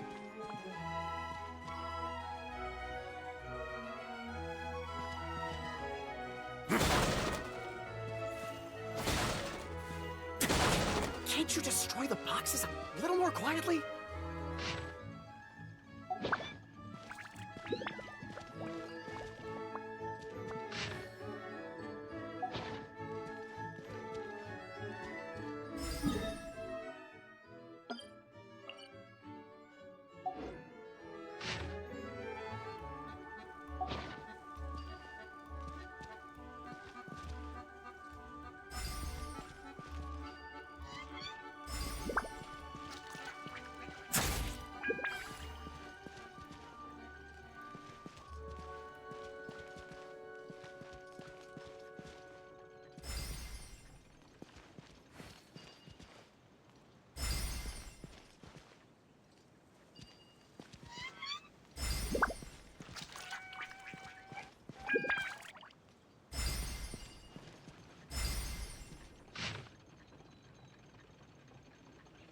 Apparently that was incorrect. But don't blame yourself, it's Albizzi's clan's fault for taking terrible care of their family crest. How could they let something so important get so dirty?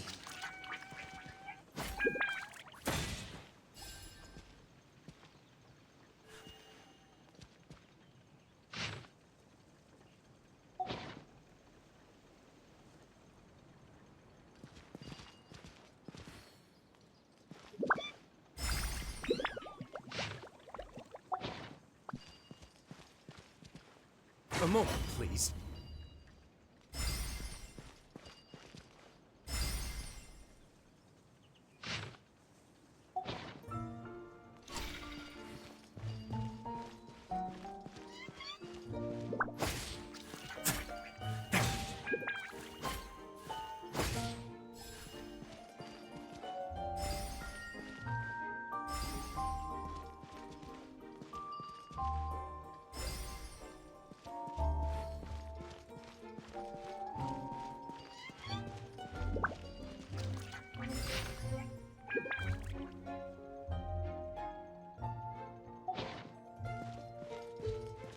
Apparently that was incorrect. But don't blame yourself, it's Albizzi's clan's fault for taking terrible care of their family crest.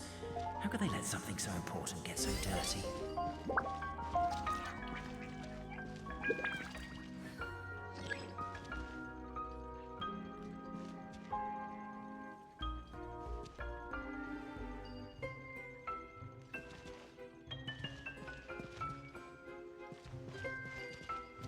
Apparently that was incorrect. But don't blame yourself, it's Albizi's clan's fault for taking terrible care of their family crest. How could they let something so important get so dirty?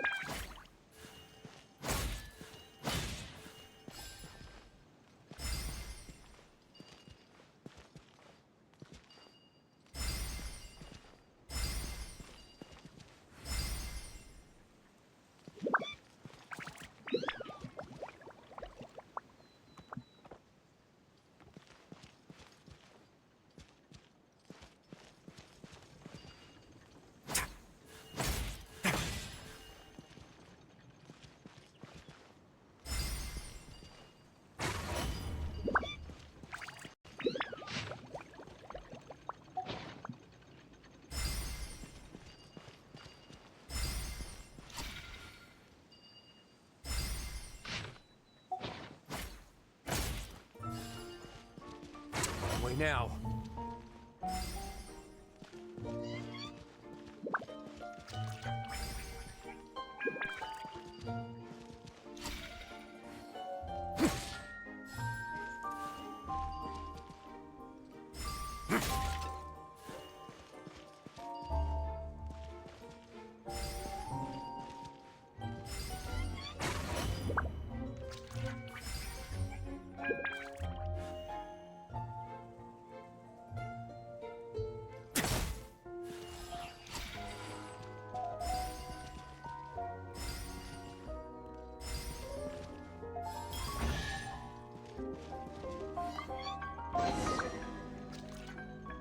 This is the last one. The signature. So it's true. Empathy is one of the founding virtues of Constellation Metropole, too. Just as we suspected, all three are the truth. Okay. Well, this is a lot to process. I feel a little empty inside. Yes, we found the truth, but there's too much truth. I get you. It's like in Inazuma, when there were only 6 books in the Mirage Warrior series, it was really popular. But by the time book number 88 came out, nobody wanted to read it. They'd all lost interest. A brief moment of joy is drowned out by a growing feeling of melancholy. But perhaps there is a glimmer of hope to be found too? Anyone? Anyone? All right, I'll say it. How is it the case that these 3 versions of history can all be true at once? That's exactly what Paimon was wondering, but Boborano kind of already explained it away earlier. So Paimon was worried she'd look stupid for asking the question. It's not a stupid question at all, my dear little pixie.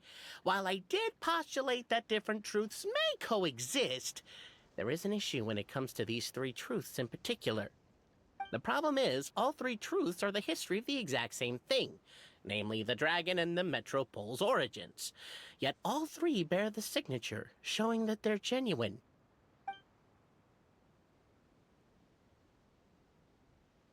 Suddenly, the sound of a bell rings out.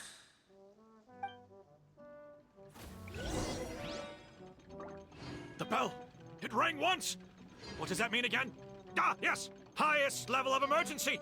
Everyone, to the main entrance! Stat! Bring all the glue traps and place them outside the gates! The whole city is on the lookout, and there's only one way out. It's the path right in front of you.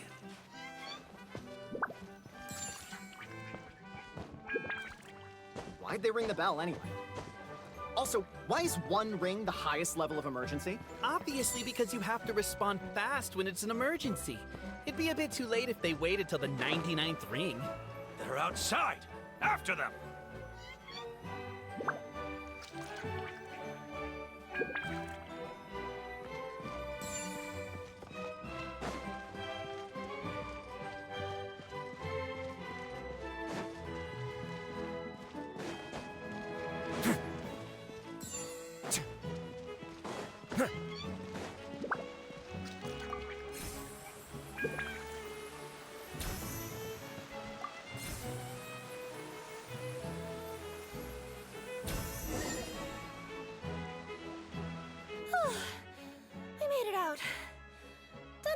still be needing this clockwork key, but I yoinked it out before we ran, just in case.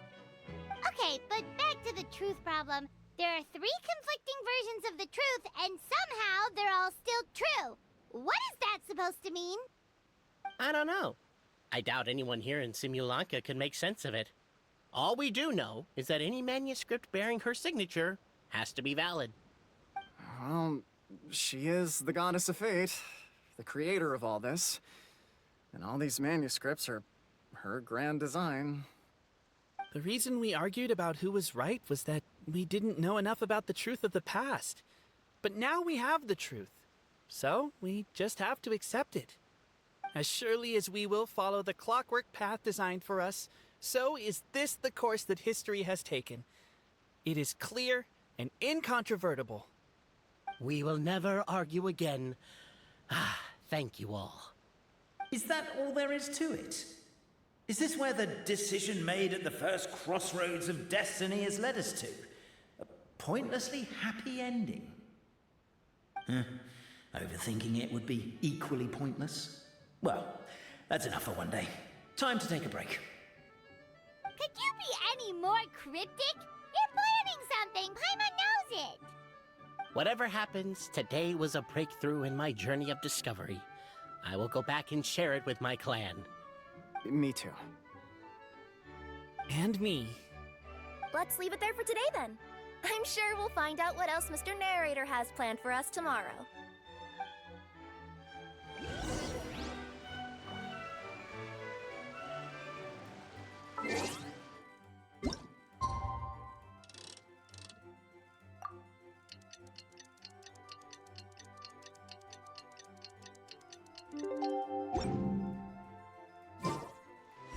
What a beautiful day, thought the traveller, before he was overcome by a creeping sense of foreboding. The voice in his head grew louder.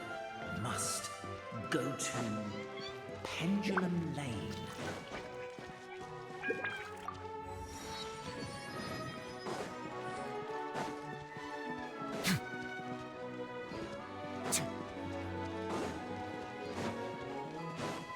Pendulum Lane is just up ahead. Something must have happened here after all. Everyone's crowded around. Oh my god, this is terrible! I don't understand. The 3 great clans of Constellation Metropole have finally made peace with each other. Who could have done this? What happened? Oh no, someone's lying on the ground. Cappe! How did this happen? Cappe, you idiot! Wake up! You need to revise your last words or everyone's gonna start suspecting me! Last words? What did he say? If I wind up dead one day, the murderer was Boberano. Ugh, you could have at least pretended to not remember it. I'm sorry, Boberano, but this is an interrogation. I have to give the detective straight answers. Don't worry, Boberano. I don't consider you a suspect, nor do I have the authority to charge anyone with a crime. So, are you the last people to have had contact with him? My sincere condolences. You were travel companions, right? It's a real tragedy. I'm afraid he'll be out cold for another hour and a half, at least. Huh? Yeah, I know. It's despicable. Hitting someone in the back of the head is the second worst act of cruelty there is. The first being replacing their gear oil with extra strong glue. So, Cappe's not dead? His gears, metal frame and shell are all still in excellent condition. It's just his energy supply that's been all messed up. Wait. But surely you can't be suggesting that just because Cappe isn't broken, there's no need to go looking for the culprit. No! There's a need! Huge need! Unfortunately, this is rapidly turning into a cold case. There's no evidence and no witnesses. Unless there's an official clockwork pedestal, the goddess of prophecy around here somewhere. Excuse me. Then suddenly the long-lost dragon of old flew across the sky. Where? I didn't see anything. Wait, Why can't I move? Oh, my mistake. It was just a cloud. Or a bird. Or something. If only we could turn time backwards and replay the crime.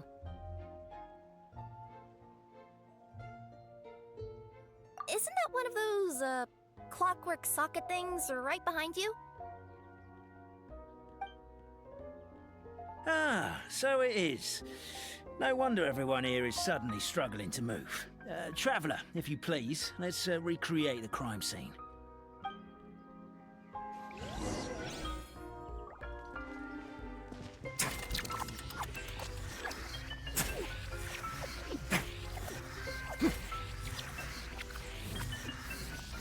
The crime scene's too chaotic. I can't make heads or tails of it.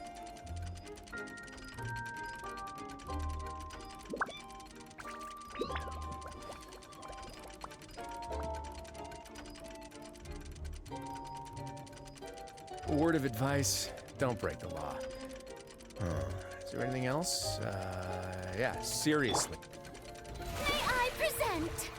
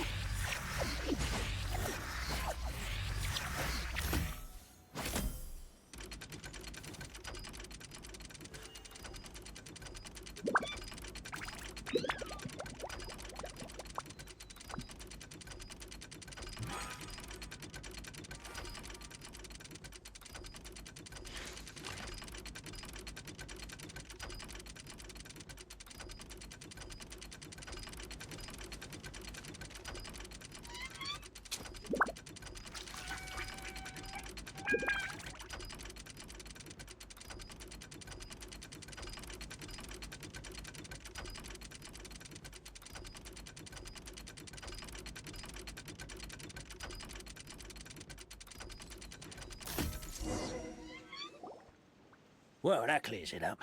Cappe was walking along the street, and he suddenly collapsed. He was faking it. What? So case closed? Aren't you supposed to investigate a little more first? Well, we literally replayed the crime scene and saw it with our own eyes. There's no need for any evidence gathering or powers of deduction now. And besides, maybe the truth is inherently strange by nature. Like how Constellation Metropole has 3 histories, each of which is the truth. But didn't you say Cappe was struck in the back of the head and knocked unconscious? For all I know, he could have bashed his head against a toilet bowl before leaving the house, then walked here in a daze before finally passing out. As for why he might have done that, my guess is...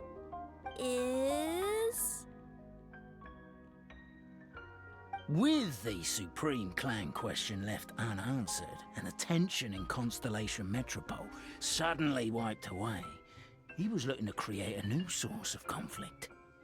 Only then would the city feel alive again. Do we really think he's capable of that, though? Sounds like a pretty complicated conspiracy for the average Simulanka resident. Traveler, something about the crime scene isn't sitting right with me. It just seems unnatural. Also, anything outside of the immediate area won't have appeared in the replay. Is it possible that something was missing from the scene? Why don't we search the area? Wait, what are you doing? Oh, we're gonna head to Cappe's house to check the toilet bowl for signs of an impact.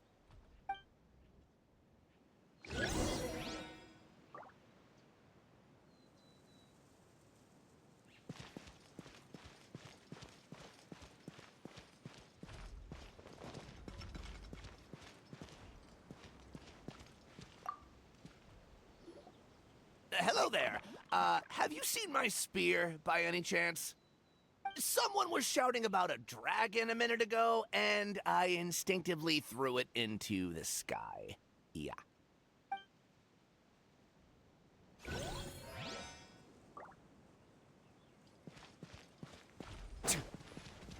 There's a spear here. It looks so mysterious. Let's take it.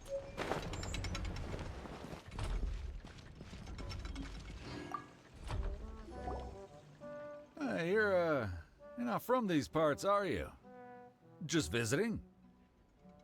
Yep, that's right. Why? What's up? Ah, well, I was gonna offer you a great job in the Titanium mines. A safe and secure working environment. Doesn't sound very safe.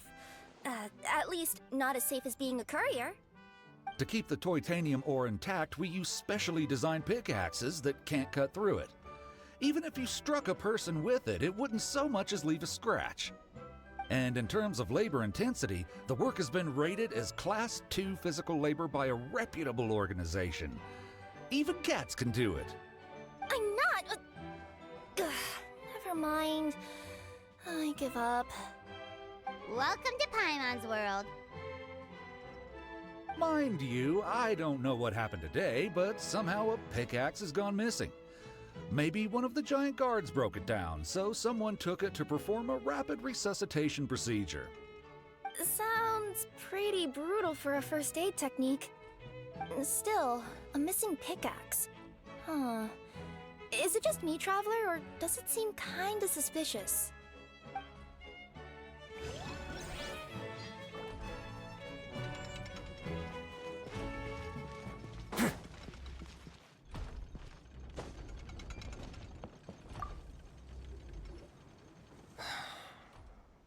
Come here. Whatever it is you were looking to buy, please do come back tomorrow. It's just, I have to close early today. A bottle of growth serum has gone missing. If someone's stolen it with the intention of harming others, the consequences could be disastrous. There's a whole investigation into it, so I gotta close the shop while I do an inventory count. If it turns out I'm wrong and I miscounted, I could be charged with filing a false report and disturbing the peace.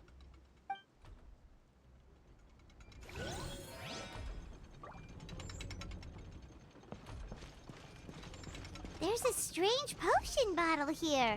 Looks so weird. Let's take it.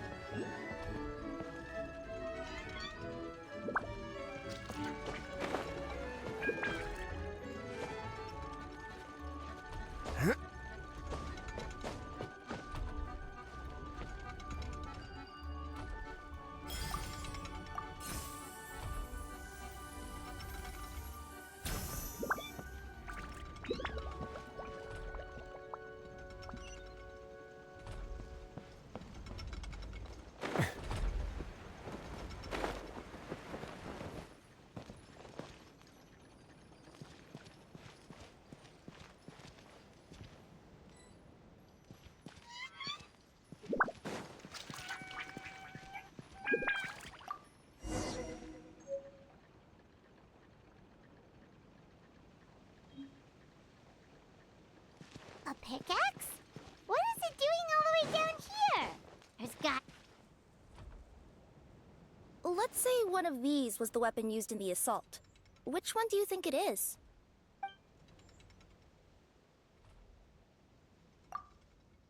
If so, there's no way his head would still be in such good shape. He'd have a big dent in the back. And if the guard is to be believed, he had the spear in his possession right up and... Let's say one of these was the weapon used in the assault. Which one do you think it is?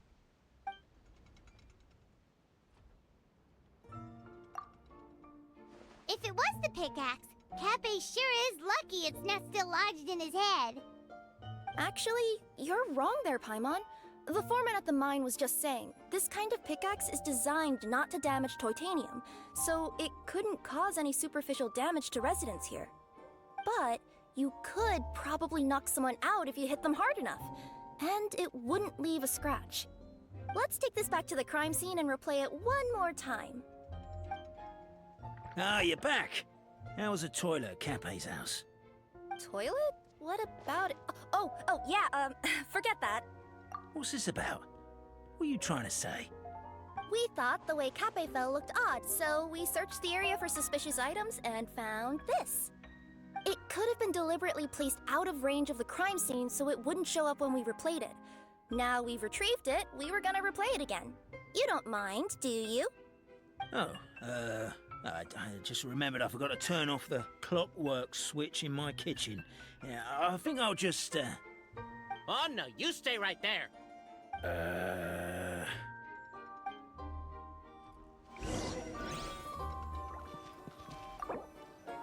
We should be good now.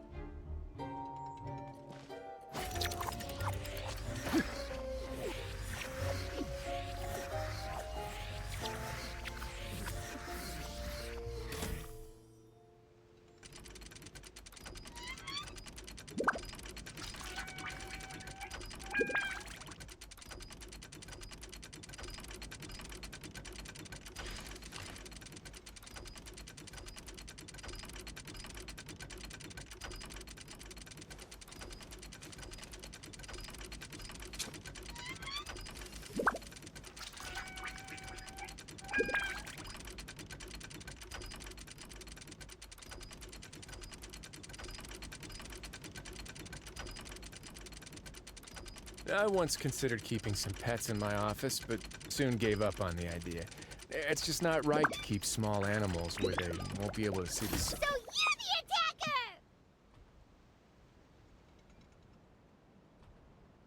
attacker! So, it was you!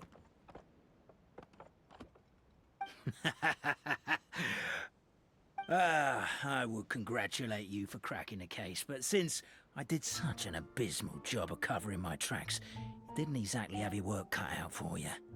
So, all I can say is... catch me if you can!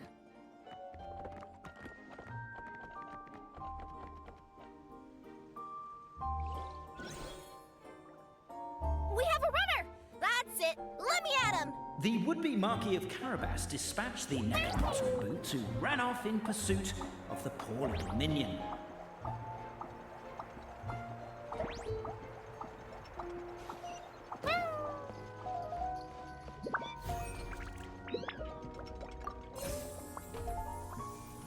The minion's poor little lower back was protesting painfully against the intense physical activity. He decided to take the elevator, giving him a moment to catch his breath. Really? His lower back asked. But the minion had no other choice. He resolved to make the jump down. By this point, the necromancer in boots was gasping for air. The minion was huffing and puffing, even more loudly. But we'll ignore that. I'm not! Don't underestimate the gold-level courier of the Komania Express!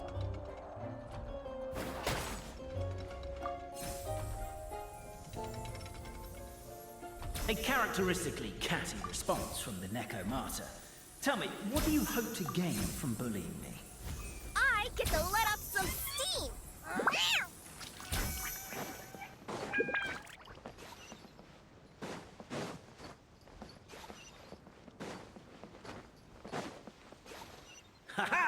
fell into my trap. In fact, all the glue in this world is created by me, using my narrator powers. I make it and the residents just gather what they need. Rats! Oh, I'm so jealous of you guys right now. You can just jump out of your shoes and keep running, but Wait, I'm wearing boots this time. The unnamed minion made a last-ditch escape attempt. He began his long climb, up the wall, the tall wall. He began his long climb up the tall wall. You call that a tall wall? In Urgent Neko parcel mode, I'll scale it in no time. I'm beat. I surrender.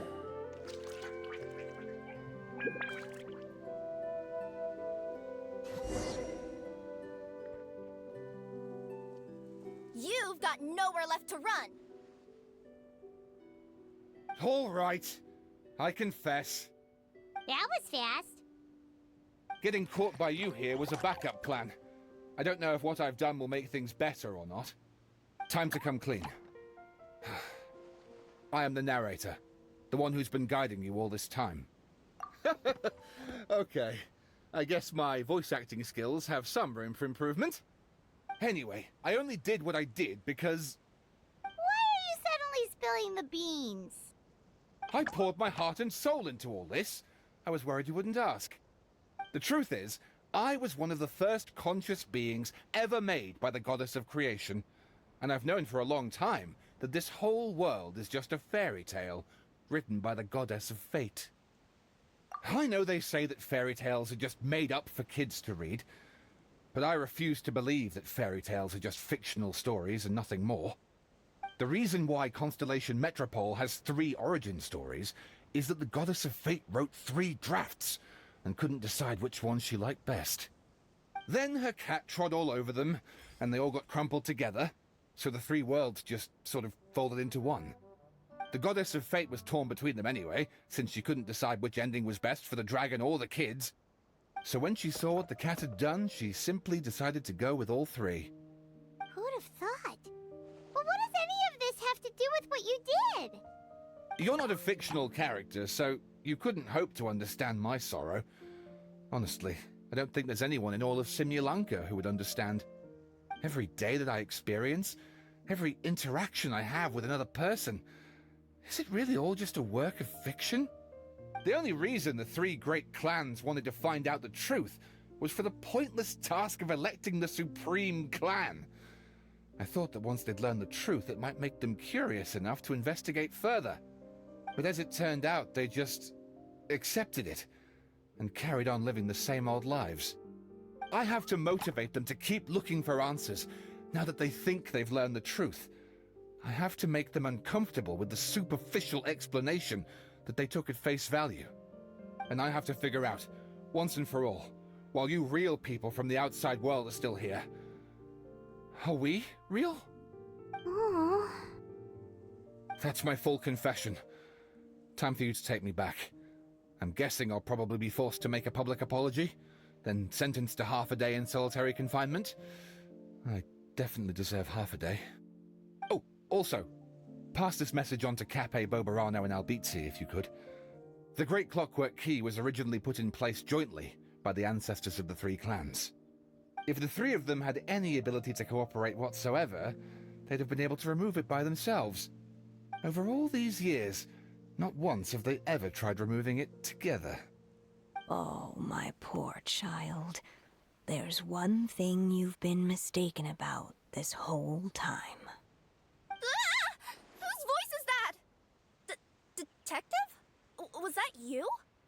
Your voice acting's actually pretty good. The reason fairy tales are suitable for children is that they help them to understand the world. Fairy tales may be works of fiction, but at their heart lies an internal logic that is undoubtedly real-world truth in a condensed form. Perhaps they simplify good and evil, and perhaps they hide the darkness in metaphors. But let there be no doubt. The world within fairy tales is as real as can be. And by extension, you and your compatriots are also real. Goddess! Is it really you? The line that separates footnotes from narrative can never be crossed. Never the two shall meet. This is why you have never heard my voice before. But now you wish to break free from the story, and there's a cat nearby, so you can hear my echo. Necromata! Just your echo?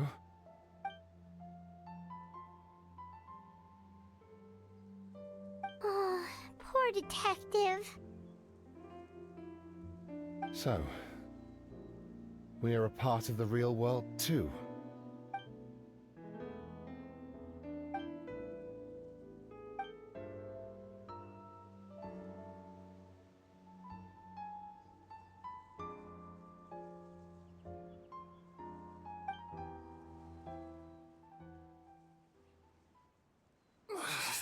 My head's spinning. Albizzi just gave me a quick rundown of the situation. So you caught the detective? Sorta. We chased him until he surrendered. Oh, and he asked us to pass on a